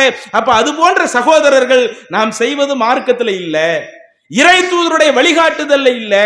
இறை தூதருடைய வழிகாட்டுதல் எது இருக்குதோ அதுதான் நமக்கு நன்மையாக இருக்கும், அதுதான் நமக்கு சொர்க்கத்தை பெற்றுத்தரக்கூடிய நல்ல காரியமாக இருக்கும் என்கிற அந்த தத்துவத்தை நாம் முதலிலே உணர வேண்டும். அதே மாதிரி இன்னும் நாம எந்தெந்த விஷயங்கள்ல நபி வழியை மீறுகிறோம் என்று பார்த்தீங்கன்னா, கல்யாண விஷயம், அது நம்ம எல்லாருமே குடும்பம் சந்தோஷமாக இருக்கக்கூடிய ஒரு நிகழ்வு. கல்யாணத்துல நம்ம சந்தோஷமா இருக்கிறது மார்க்கத்துல தப்பே கிடையாது. ஒரு மணப்பெண்ணுக்கு கல்யாணம் முடிச்சு வைக்கிறீங்கன்னு வைங்க, மணப்பெண் சந்தோஷமா இருக்கிறது மார்க்கத்துல தப்பு கிடையாது. மணமகன் சந்தோஷமாக இருக்கிறது மார்க்கத்துல தப்பு கிடையாது. அவங்களுடைய பெற்றோர்கள் சரி எனக்கு ஒரு நல்ல மருமகள் அமைஞ்சிட்டாங்க, எனக்கு ஒரு நல்ல மருமகன் அமைஞ்சிட்டாங்க, இனிமே என்னுடைய மகனுடைய வாழ்க்கை மருமகனுடைய வாழ்க்கை சிறப்பான ஒரு வாழ்க்கையாக இருக்கும் என்று சொல்லி இதுல சந்தோஷப்படுவது அது மார்க்கத்துல எந்த ஒரு தவறும் கிடையாது. ஆனா இன்னைக்கு அந்த கல்யாணம் நம்ம சமூகத்துல எப்படி நடக்குது? கல்யாணத்துக்கு நமக்கு ரசூலுல்லாஹி ஸல்லல்லாஹு அலைஹி வஸல்லம் முன்மாதிரி இல்லையா? ரசூலுல்லாஹி ஸல்லல்லாஹு அலைஹி வஸல்லம் எப்படி நாம திருமணம் முடிக்கணும்னு நமக்கு சொல்லி தரலையா? இன்னும் ஒரு தலைவராக இருந்து மக்களை இந்த இஸ்லாமிய மக்களுக்குரிய வழிகாட்டியாக இருந்து அன்றைக்கு எப்படிப்பட்ட ஒரு திருமணத்தை ரசூலுல்லாஹி ஸல்லல்லாஹு அலைஹி வஸல்லம் அவர்கள் நடத்தியும் வைத்தார்கள். திருமணத்தை நடத்தி வைத்ததற்கும் அல்லாஹ்வின் தூதரிடத்திலே முன்மாதிரி இருக்கிறது. திருமணம் முடிக்கக்கூடிய விஷயத்திலேயும் அல்லாஹ்வின் தூதரிடத்திலே முன்மாதிரி இருக்கிறது. நாம எல்லோரும் சந்தோஷமாக இருக்கக்கூடிய ஒரு நிகழ்வாக இருந்தாலும் அந்த நிகழ்வில் ரசூலுல்லாஹி ஸல்லல்லாஹு அலைஹி வஸல்லம் நமக்கு முன்மாதிரியாக நடந்து காட்டுறாங்களே. இன்னைக்கு அந்த திருமணத்தில் நாம கரெக்டாக இருக்கிறோமா? நம்ம சமுதாயத்துல எத்தனை பேரு அந்த கல்யாணத்துல கரெக்டாக நடந்துகிட்டு இருக்கிறோம்? இன்னைக்கு நடைபெறக்கூடிய திருமணங்களில் ஏதோ ஒரு சில திருமணங்கள் அல்லாஹ்வுடைய அருளால் இந்த ஏகத்துவ எழுச்சி பெற்ற பிறகு ஒவ்வொரு நாளும் நடைபெறக்கூடிய திருமணங்களில் ஒரு சில திருமணங்கள் முழுக்க முழுக்க நபி வழிக்கு உட்பட்டு நடந்து கொண்டிருக்கிறது. அல்லாஹ்வின் தூதர் கற்றுத்தந்த அடிப்படையில் திருமணம் நடைபெறுகிறது. இதர பல திருமணத்தை நீங்க லிஸ்ட்ல எடுத்து பார்த்தீங்கன்னா நம்முடைய சமூகத்தில் நடைபெறக்கூடிய பல திருமணங்கள் நபி வழிக்கு நேர் மாற்றமாக நடந்து கொண்டிருக்கிறது. நேர் மாற்றமாக என்று சொன்னால் இதை நாங்கள் போற வழிகளில் சொல்லிக் கொண்டு போகல, தக்க விளக்கத்தோடு நாம் சொல்லிக் கொண்டிருக்கிறோம். எப்படி நபி வழிக்கு மாற்றமாக நடைபெறுகிறது? முதலாவது திருமணத்தினுடைய அடிப்படையாக அல்லாஹ் குர்ஆனிலே பேசுகிறான். சூரத்துன் நிசாவிலே 4வது அத்தியாயத்தினுடைய 4வது வசனம், வஆத்துன் நிசாஅ சதுகாத்திஹின்ன நிஹலா. திருமணம் முடிக்கக்கூடிய ஆண்களுக்கு அல்லாஹ் சொல்லுகிறான், ஆண்களே நீங்கள் மனம் முடிக்கக்கூடிய பெண்ணிற்கு நீங்க தான் மனக்குடைய மனமும் கொடுக்கணும். ஒரு கல்யாணம்னு வருதா, பொருள் மாற்றக்கூடிய ஒரு நிகழ்வு என்று வருதா, ஒரு பொருளாகவோ பணமாகவோ நகையாகவோ இது போன்ற விஷயங்களை வழங்குவதாக இருந்தால் அது வழங்கக்கூடிய இடத்தில் ஆண்கள் இருக்கணும், அந்த பொருளை பெறக்கூடிய இடத்தில் பெண்கள் இருக்க வேண்டும். நீங்கள் மனமுடிக்கக்கூடிய அந்த மனைவியர்களுக்காக உங்களுடைய மனக்குடையை மனமும் கொடுங்கள். இப்படி கொடுங்கள்னு மட்டும் அல்லாஹ் சொல்லல, அதுக்கடுத்து தொடர்ச்சியாக சொல்லுகிறான்,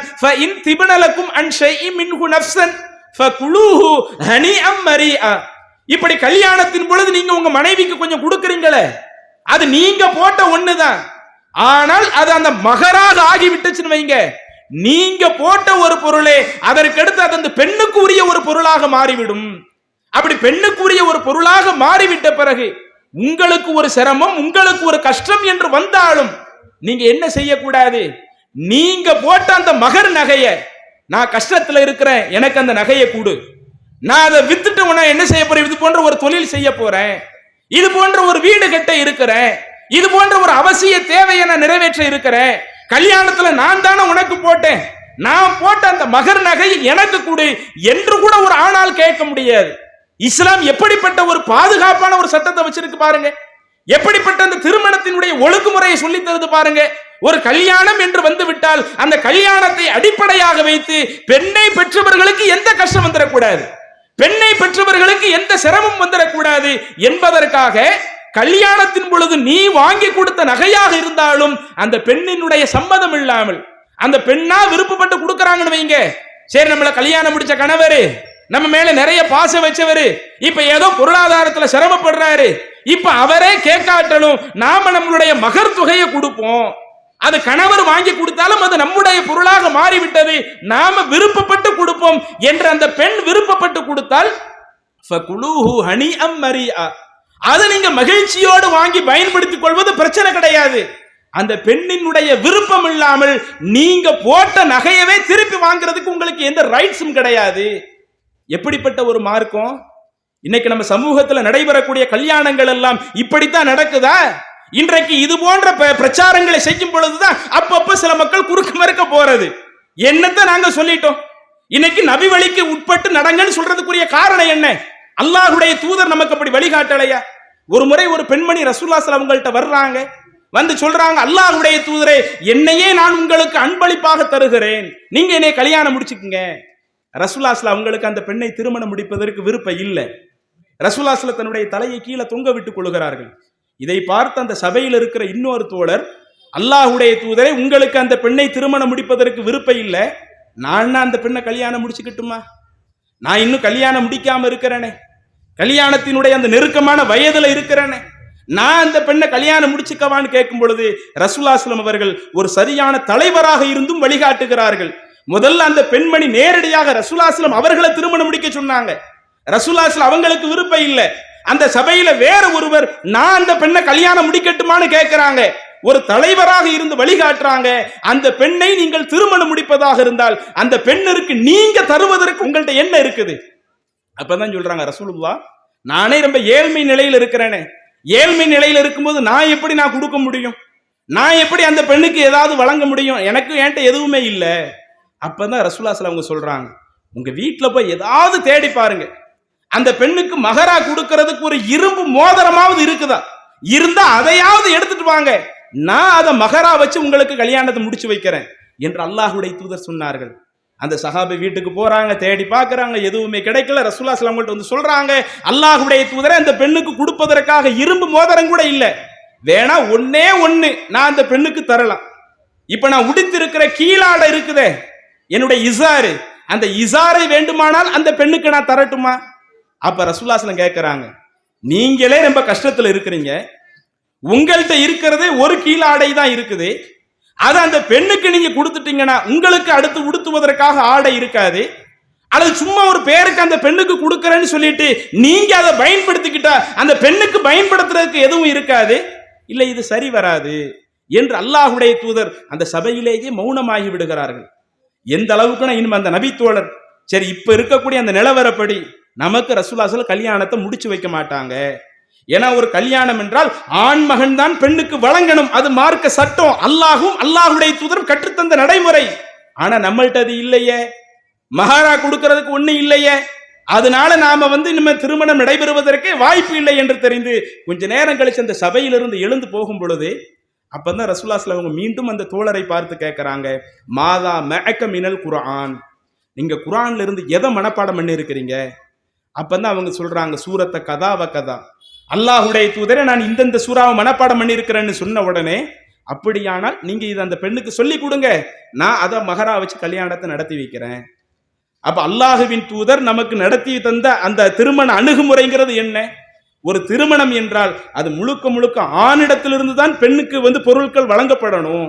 பெண்ணிடமிருந்து வாங்குவது அது ஒரு இஸ்லாமிய திருமணமாக இருக்காது. அல்லாஹும் குர்ஆன்ல அதைத்தான் சட்டமா சொல்றான். ரசூலுல்லாஹ் ஸல்லல்லாஹு அலைஹி வஸல்லம் அவங்களும் இந்த இஸ்லாமிய உம்மத்து திருமணம் முடிக்கிறதுனா இப்படித்தான் முடிக்கணும் என்று வழியும் காட்டி இருக்கிறார்கள். ஆனா இன்னைக்கு சமூகத்துல என்ன நடக்குது? இன்னைக்கு நடத்தி வைக்கப்படுகிற அத்துணை திருமணங்களிலேயும் முழுக்க முழுக்க மகர் மட்டும் தான் வழங்கப்படுகிறதா? மகர் எல்லா கல்யாணத்துல வச்சிருப்பாங்க. 501 ரூபாய் மகருக்கான கல்யாணத்தை முடிச்சு வைக்கிறேன் எழுதுவார்கள் தஃப்தரிலே. 1001 மகருக்குன்னு எழுதுவார்கள். சரி, இப்படி 501 1001 மகரா நீங்க எழுதுனீங்களே, அந்த பெண் வீட்டாற்றிலிருந்து எவ்வளவு கொடுத்தாங்க? வெளிப்படையாக எவ்வளவு காசு தரப்பட்டு இருக்கிறது? லட்சக்கணக்கில் தரப்பட்டிருக்கும் வரதட்சணையாக. நகையாக எவ்வளவு போட்டு அனுப்புனாங்க? அதிக பவுன் கணக்கில் நகையாக போட்டு அனுப்பப்படுகிறது. இன்னும் சொல்ல போனா பெண்ணு பார்க்க போகும் பொழுதே இன்னைக்கு நம்மளுடைய இதுல உள்ள நிறைய பிரச்சனைகளுக்கு தாய்மார்களும் ஒரு காரணமாக இருக்கிறார்கள்.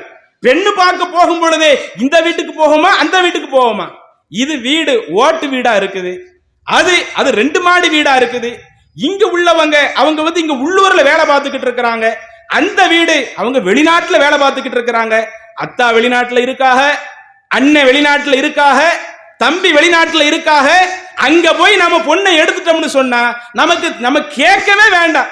நகை இவ்வளவு போடுங்கன்னு கேட்க தேவையில்லை, பணம் இவ்வளவு கொடுங்கன்னு கேட்க தேவையில்லை, சீர் இவ்வளவு தாங்கன்னு கேட்க தேவையில்லை. அண்ணன் தங்கச்சிக்கு போடாமலா இருப்பாங்க, தம்பி அக்காவுக்கு போட்டு அனுப்பாமலா விடுவாங்க. என்ன இருந்தாலும் பெற்றெடுத்த தந்தை மகள் மீது பாசம் காட்டாம இருப்பாங்களா? அதனால நாம பணக்கார வீட்டை தேடி போவோம் என்று இன்றைக்கு இந்த சமுதாயம் போய் கொண்டிருக்கிறதா இல்லையா? இன்றைக்கு இப்படி வரதட்சணை வாங்கி நடத்தப்படக்கூடிய திருமணங்களையும் பல முஹல்லாக்களில் உள்ளவர்கள் நடத்தி வைத்துக் கொண்டிருக்கிறார்களே. அதுல தமிழகத்தில் ஒரு சில முஹல்லாக்களை பாராட்டலாம். அங்கே எழுதியே போடுகிறார்கள், வரதட்சணை வாங்கி நடத்தப்படுகிற திருமணத்தை நாங்கள் நடத்த மாட்டோம் என்று. தமிழகத்தில் எடுத்து பார்த்தால் விரல் விட்டு எண்ணக்கூடிய ஒரு சில முஹல்லாக்கள் அதை ஒரு சட்டமாக வைத்திருக்கிறார்கள். பெரும்பாலான முஸ்லிம் ஏரியாக்கள்ல நடத்தப்படக்கூடிய அத்துணை திருமணங்களிலேயும் சும்மா பேருக்கு 501 மகர் 1001 மகர் என்று பெயருக்குத்தான் மகர் இருக்குதே ஒழிய பெண்ணுடைய வீட்டாரிடம் இருந்து வாங்கக்கூடிய வரதட்சணையை கணக்கு பண்ணி பாருங்க.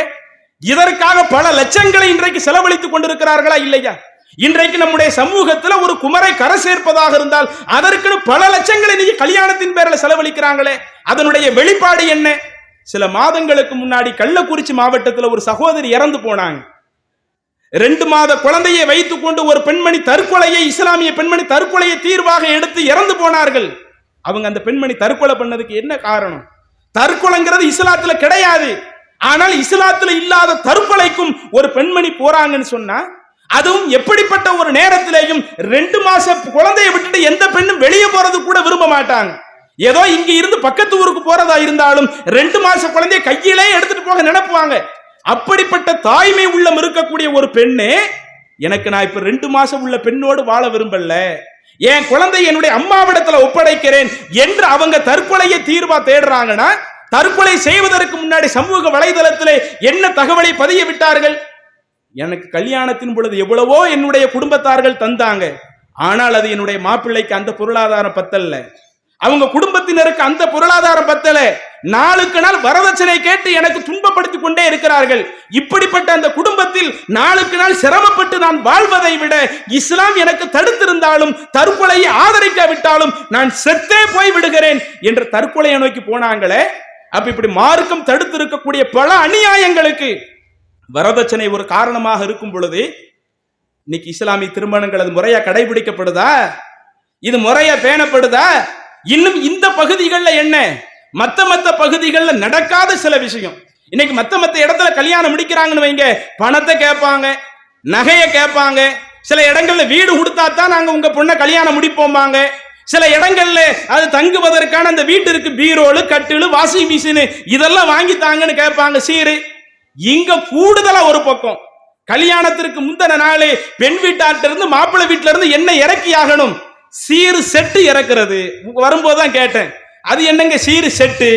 சீரு செட்டுனா ஒன்னும் இது இல்ல, சோப்பு டப்பா இருக்குது இல்ல, சோப்பு டப்பாவையும் பெண் வீட்டாரு தான் கொண்டு வந்து கொடுக்கணும். சோப்பு அதுவும் நாங்க என்ன பெரிய ஆட்கள் தானே, இங்க இந்தியா பிராண்ட் எதையுமே நாங்க பயன்படுத்த மாட்டோம், எல்லாம் ஃபாரின்ல இருந்து என்ன எக்ஸ்போர்ட் ஆச்சோ அந்த சோப்பை தான் பயன்படுத்துவோம். பெண் குடும்பத்தார்கள் வெளிநாட்டுல இருந்து வர்றாங்கன்னு வைங்க, வரும் பொழுதே பெண்ணுக்கு அந்த சீர் செட்டு செய்யறதுக்கு லக்ஸ் சோப்பு வாங்கிட்டு வர வேண்டி இருக்குது.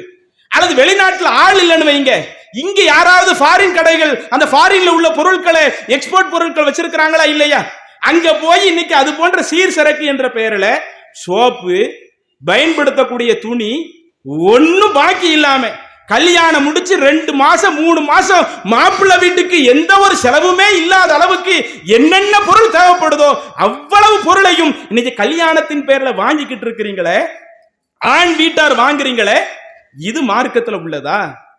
இதைத்தான் அல்லாஹ்வுடைய தூதர் கற்றுத்தந்தார்களா? இப்படிப்பட்ட திருமணத்தை தான் அல்லாஹ்வுடைய தூதர் ஆதரித்தார்களா? இப்படிப்பட்ட திருமணத்தை தான் அல்லாஹ்வுடைய தூதர் நடத்தி வைத்தார்களா? ஒரு ஆணிடத்துல கொடுப்பதற்கு ஒண்ணுமில்லை என்று சொன்னாலும் இல்ல, கல்யாணம்னா கண்டிப்பா ஆண் தான் கொடுத்தாகணும். ஒரு இரும்பு மோதிரம் இருக்குதா, அதையாவது நான் மகரா வச்சு கல்யாணம் முடிச்சு வைக்கிறேன் என்றளவு அல்லாஹ்வுடைய தூதர் திருமணம் முடிச்சு வச்சாங்க. அப்ப அல்லாஹ்வுடைய தூதர் திருமணத்தின் பேர்ல இவ்வளவு வழிகாட்டி இருக்க, இன்றைக்கு அதையெல்லாம் மீறி கொண்டு இருக்கிறோமா இல்லையா? இன்னும் இன்றைய சமீப காலமா சில இஸ்லாமிய திருமணங்களை பார்க்கிற பொழுது கல்யாணத்துலதான் இஸ்லாமிய திருமணம்னு போடுறாங்க, அங்கே நடைபெறக்கூடிய ஒவ்வொரு நிகழ்வுகளும் இஸ்லாத்தினுடைய அடிப்படைகளுக்கே மாற்றமாக நடந்து கொண்டிருக்கிறது. என்ன நடத்துறாங்க? எங்கள்கிட்ட பணம் இருக்குது, நாங்க பெரிய காசு பார்ட்டி, அல்லாஹ் எங்களுக்கு செல்வத்தை தாராளமா வழங்கி இருக்கிறான், இருக்கிறதே ஒரு பொண்ணு 2 பொண்ணு, அந்த ஒரு பொண்ணுக்கு நாங்க பெரிய அளவுல ஆடம்பரமா கல்யாணத்தை நடத்தி வைக்க போறோம் என்று பெண் வீட்டார்கள் இன்னைக்கு என்ன செய்யறாங்க, எவ்வளவு காசு செலவழிக்கணுமோ அந்த கல்யாணத்திற்காக அவ்வளவு லட்சங்களை செலவழித்துக் கொண்டிருக்கிறார்கள். அல்லது சில இடங்கள்ல பெண் வீட்டார்கள் செலவழிக்காட்டலும் மாப்பிள்ளையே என்ன பண்றாரு, அந்த கல்யாணத்திற்காக பல லட்சங்களை செலவழிக்கிறார். அந்த செலவழிக்கிறது வெறுமனே நமக்கு கல்யாணத்தில் அல்லாஹ்வுடைய அன்பு கிடைக்காது. ஏன்னா அல்லாஹ்வுடைய தூதர் சொல்லுகிறார்கள், இன்ன அஅலமன் நிக்காஹி பரக்கா வ ஐஸருஹு மஊனா. அந்த திருமணம் என்பது மாப்பிள்ளையே செலவழித்தாலும் அந்த திருமண செலவு அதிகப்படுத்த கூடாது. மகர்னு எவ்வளவு அதிகமானாலும் கொடுக்கலாம், அந்த பெண்ணு கேட்பதை விட அதிகமாக ஒரு ஆண் தன்னுடைய மனைவிக்காக மகர் கொடுக்கிறாரு, அது மார்க்கத்துல தப்பு இல்லை. அதை தாண்டி கல்யாண செலவு என்று எடுத்துக்கொண்டால் எவ்வளவு சிக்கனமாக எவ்வளவு குறைந்த செலவுல ஒரு கல்யாணம் நடத்தப்படுகிறதோ அதில் தான் அல்லாஹ்வுடைய பரக்கத் அதிகம் அதிகம் இருக்கிறது என்று அல்லாஹ்வுடைய தூதர் வழிகாட்டி இருக்க, இன்னைக்கு இந்த நபிமொழிகளை எல்லாம் குழி தோண்டி புதைத்து விட்டு இறைவனுடைய பரக்கத்து வேணுமா, இன்னைக்கு எல்லாரும் அதைத்தானங்க ஆசைப்படுவோம். நம்ம பிள்ளைக்கு கல்யாணம் முடிச்சு வைக்கிறோமே, அது ஆண் பிள்ளையாக இருக்கட்டும் பெண் பிள்ளையாக இருக்கட்டும், பெற்றோர் என்ன ஆசைப்படுறாங்க? சரி, கடைசி வரை நம்மளுடைய அந்த மருமக்கள்மார்கள் கரெக்டா இருக்கட்டும், நம்ம பிள்ளையும் மருமகளும் ஒற்றுமையாக இருக்கட்டும் என்று தானே மாப்பிள்ளை வீட்டில் ஆசைப்படுவாங்க. பெண் வீட்டில் என்ன ஆசைப்படுவாங்க? சரி, இவ்வளவு நாள் நம்ம வீட்டில் வளர்ந்த பொண்ணு கல்யாணத்துக்கு பிறகு அந்த வீட்டில் வாழ போகுது, அங்க போய் அல்லாஹ்வுடைய பரக்கத்து நம்ம பிள்ளைக்கு நிறைய இருக்கட்டும், மாப்பிள்ளையோட கடைசி வரை நல்லா இருக்கட்டும், சந்தோஷமா இருக்கட்டும், நிறைய மக்கள் செல்வத்தோடு வாழட்டும், நிறைய பொருளாதாரத்தோடு வாழட்டும், அல்லாஹ்வுடைய பரக்கத்தோடு இருக்கட்டும் என்றுதானே இரு குடும்பத்தார்களும் நினைப்போம். அப்ப நமக்கு அந்த கல்யாணத்தில் அல்லாஹ்வுடைய பரக்கத்து வேண்டும் என்று சொன்னால் நமக்கு செலவுகளை ரொம்ப ரொம்ப குறைக்க வேண்டும் என்று மார்க்கம் வழிகாட்டி இருக்க, செலவுகளை தாறுமாறாக ஆக்கியதனுடைய விளைவு இன்றைக்கு சில திருமணங்களை சமூக வலைதளங்கள்ல பார்க்கிறோம். இஸ்லாமிய கல்யாணம், மணப்பெண்ணு உள்ள மணமேடைக்கு வர்றாங்க, மணமேடைக்கு வரும் பொழுது ஒரு பக்கம் பாட்டு படித்துக் கொண்டிருக்கிறது, இன்னொரு புறம் நம்முடைய சமூகத்தை சேர்ந்த சிறுமிகள் ஆட்டம் ஆடிக்கொண்டிருக்கிறார்கள். கேட்டா இது மேரேஜ் வெல்கம் டான்ஸ். மத்த சமுதாயத்துல பண்றாங்கல்ல, இன்னைக்கு மத்த சமுதாயத்துல பண்றாங்கன்னு சொன்னா அவங்களுக்கு அவர்கள் ஏற்றிருக்கிற கொள்கையில் இது போன்ற வழிகாட்டுதல் இருக்காது. நம்முடைய மார்க்கத்தில் அனைத்திற்குமே வழிகாட்டுதல் இருக்குது இல்ல. அந்நிக்காஹுமின் சுன்னத்தி, திருமணம் என்பது என்னுடைய வழிமுறை என்று சொன்ன அல்லாஹ்வுடைய தூதர் அந்த திருமணத்துல என்ன செய்யணும் என்ன செய்யக்கூடாது இதை நமக்கு வழிகாட்டலையா? அனைத்தையுமே நமக்கு வழிகாட்டி இருக்கும் பொழுது கல்யாண வீடுகள்ல மேரேஜ் வெல்கம் டான்ஸ் சொல்லி ஒரு பக்கம் பாட்டு படித்துக் கொண்டிருக்கிறது, அதுல இஸ்லாம் தடுத்திருக்கிற இசை கச்சேரிகள் நடந்து கொண்டிருக்கிறது, இன்னொரு புறம் சிறுமிகள் ஆடிக்கிட்டு இருக்கிறாங்க.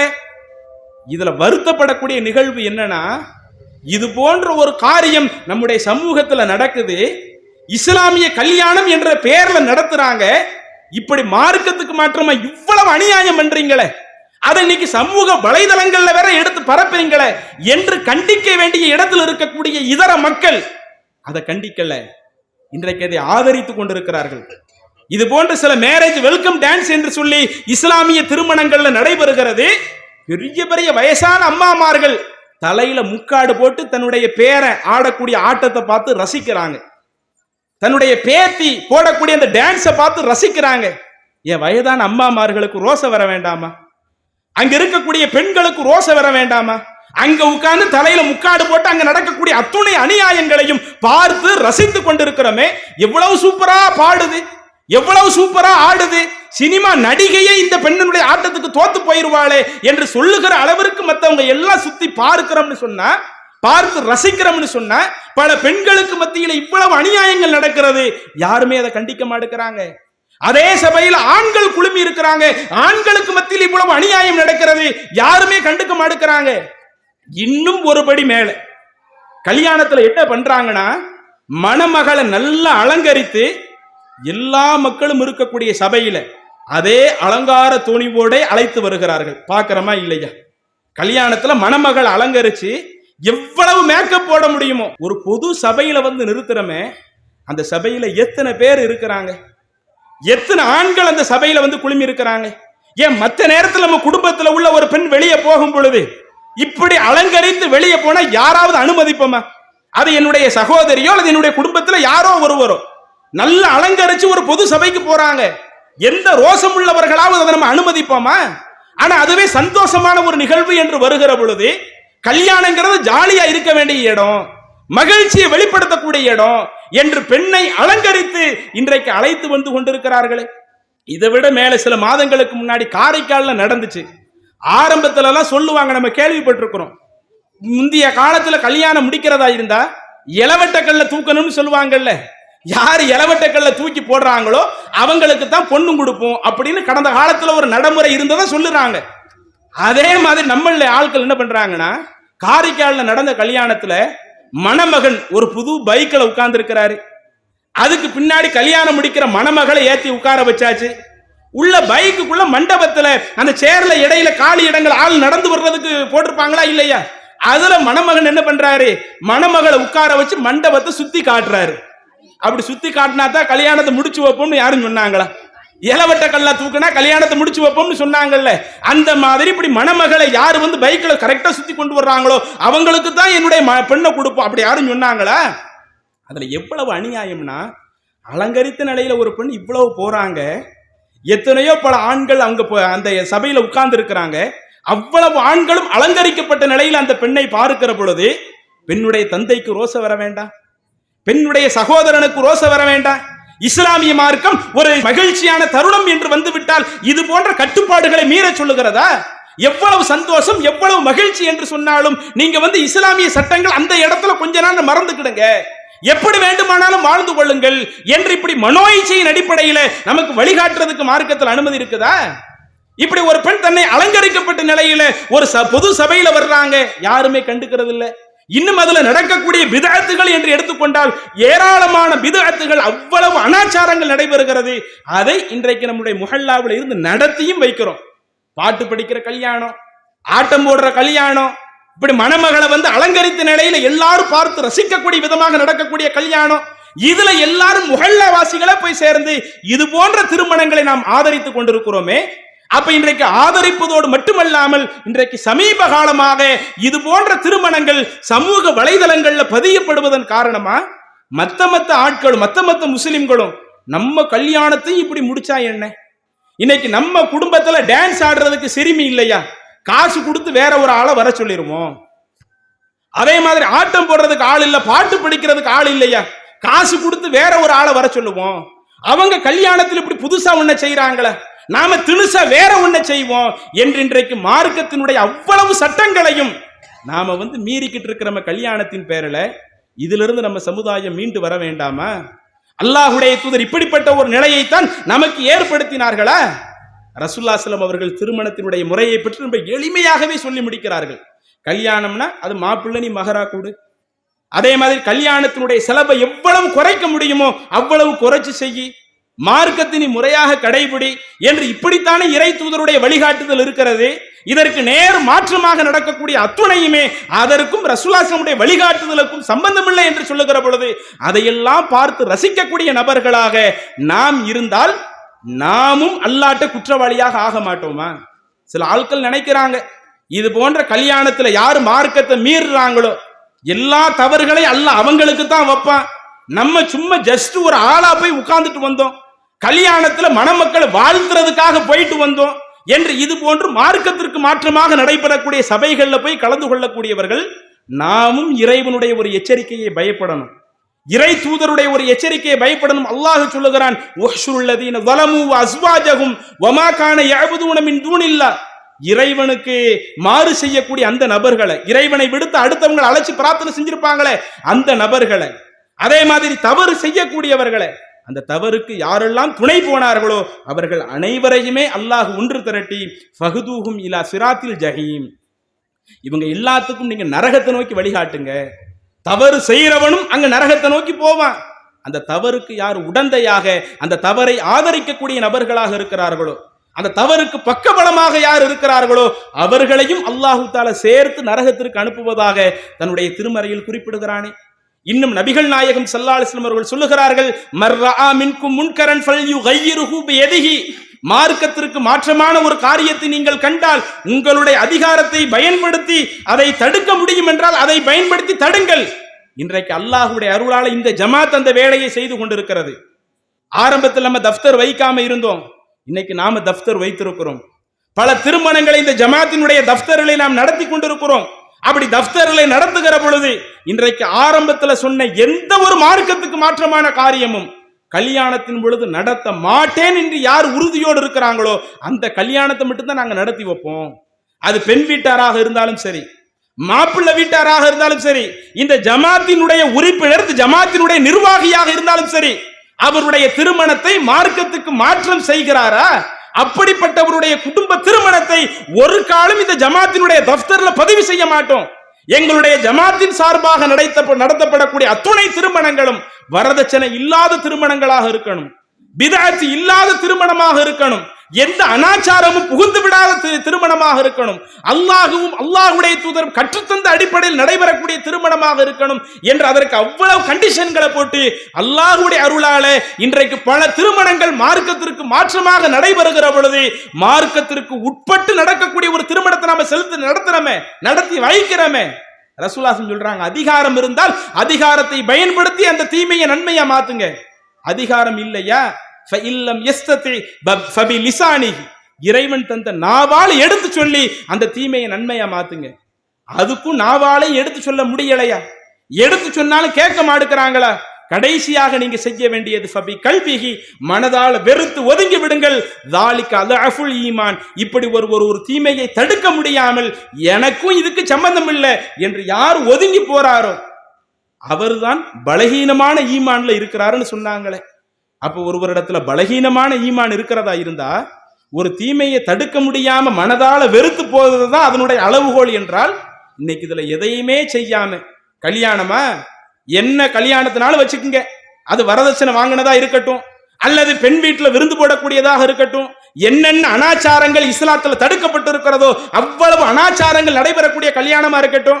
எங்க குடும்பத்தார போயிட்டீங்கள, நான் ஒரு ஆளா வந்து உட்கார்ந்துடுறேன் என்று அது போன்ற அந்த தீமைகள்ல போய் நாம உட்கார்ந்தோம் என்று சொன்னால், அந்த பாவமான காரியத்துல நாம போய் கலந்துகிட்டோம்னு சொன்னா அந்த பலகீனமான ஈமான் கூட இல்லைன்னு ரசூலுல்லாஹ் சொல்றாங்களே. இன்னைக்கு அதனால தான் இந்த ஜமாத்து ஒரு கொள்கை கூட்டத்தை உருவாக்குற. எப்படிப்பட்ட கொள்கை கூட்டம்? இன்றைக்கு சில குடும்பங்கள்ல ஒரே ஒருவர் மட்டும் கொள்கையில் இருப்பார். கொள்கையில் இருக்கக்கூடியவர் இளைஞராக இருப்பார். அவருடைய அக்காவுக்கு கல்யாணம் நடக்கும், அவருடைய தாய் மாமா வீட்டுல கல்யாணம் நடக்கும், அவங்க சாச்சா வீட்டுல கல்யாணம் நடக்கும், ஒட்டுமொத்த ஊரே அந்த கல்யாணத்துல போய் கலந்திருக்கும். ஆனால் கொள்கையை உள்ளத்தில் ஏற்றிய காரணத்தினால், இறை தூதர் சொன்ன அடிப்படையில் தான் என்னுடைய வாழ்க்கையை அமைத்துக் கொள்வேன் என்று சொன்ன காரணத்தினால் என்னுடைய குடும்பம் மார்க்கத்திற்கு மாற்றமாக நடந்தாலும் அந்த தீமையில பங்கெடுக்க மாட்டேன், அந்த மார்க்கத்துக்கு மாற்றமான காரியத்தில் பங்கெடுக்க மாட்டேன் என்கிற ஒரு கொள்கை கூட்டத்தை இன்றைக்கு இந்த ஜமாத் உருவாக்கி வருகிறது. அனைத்தும் அல்லாஹ்வுடைய தூதர் இப்படித்தான் நமக்கு வழிகாட்டுறாங்க. ஒரு தீமைனா அதை தடுக்க முடியாவிட்டால் எனக்கும் அந்த தீமைக்கும் சம்பந்தம் இல்லை என்று ஒதுங்குங்கன்னு சொல்றாங்களே. இன்றைக்கு அப்படிப்பட்ட ஒரு நிலையை நோக்கித்தான் நாம மக்களை அழைத்து கொண்டிருக்கிறோம். இது போன்ற ஒரு பிரச்சாரத்தை இன்ஷா அல்லாஹ் இன்னும் வரக்கூடிய காலகட்டங்கள்ல தொடர்ச்சியாக இந்த ஜமாத் செய்து கொண்டு இந்த கல்யாணத்தின் பேர்ல என்னென்ன அநியாயங்கள் நடக்கிறதோ அத்துணை அநியாயங்களையும் சுட்டிக்காட்டி பல விஷயங்கள்ல கடந்த காலங்கள்ல நபி வழியை நோக்கி நாம் அழைத்தோமே, இதே பிரச்சாரத்தை இன்ஷா அல்லாஹ் கடைசி வரை நாம் தொடர்ச்சியாக கொண்டு செல்வோம். இது ஒரு தகவல்.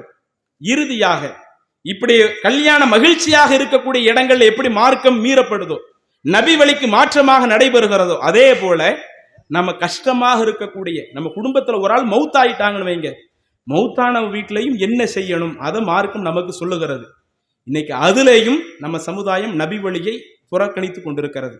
எந்த அளவுக்குனா, இது நாள் வரை இல்லாத கொடுமை நமக்கு பக்கத்து மாவட்டமா இருக்கக்கூடிய அந்த திருவாரூர் மாவட்டத்தில் தற்போது சில காலத்துக்கு முன்னாடி நடந்துச்சு, சில மாசத்துக்கு முன்னாடி நடந்துச்சு.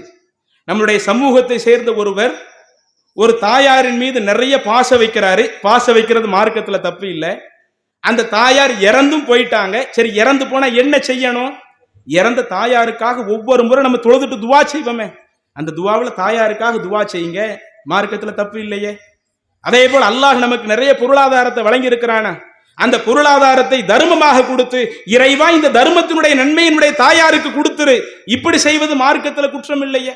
அதே போல தாயார் ஹஜ் செய்யாமல், ஹஜ் கடமையாக இருந்து ஹஜ் செய்யாம இறந்து போறாங்களா, பிள்ளைங்க அவங்களுக்கா ஹஜ் செய்யறது மார்க்கத்துல பிரச்சனை இல்லையே. நோன்பு கடமையான நிலையில இருந்து நோன்பு வைக்காம இறந்து போறாங்களா, அவங்களுக்கு அவங்களுக்காக நோன்பு வைப்பது அது மார்க்கத்துல தப்பு இல்லையே.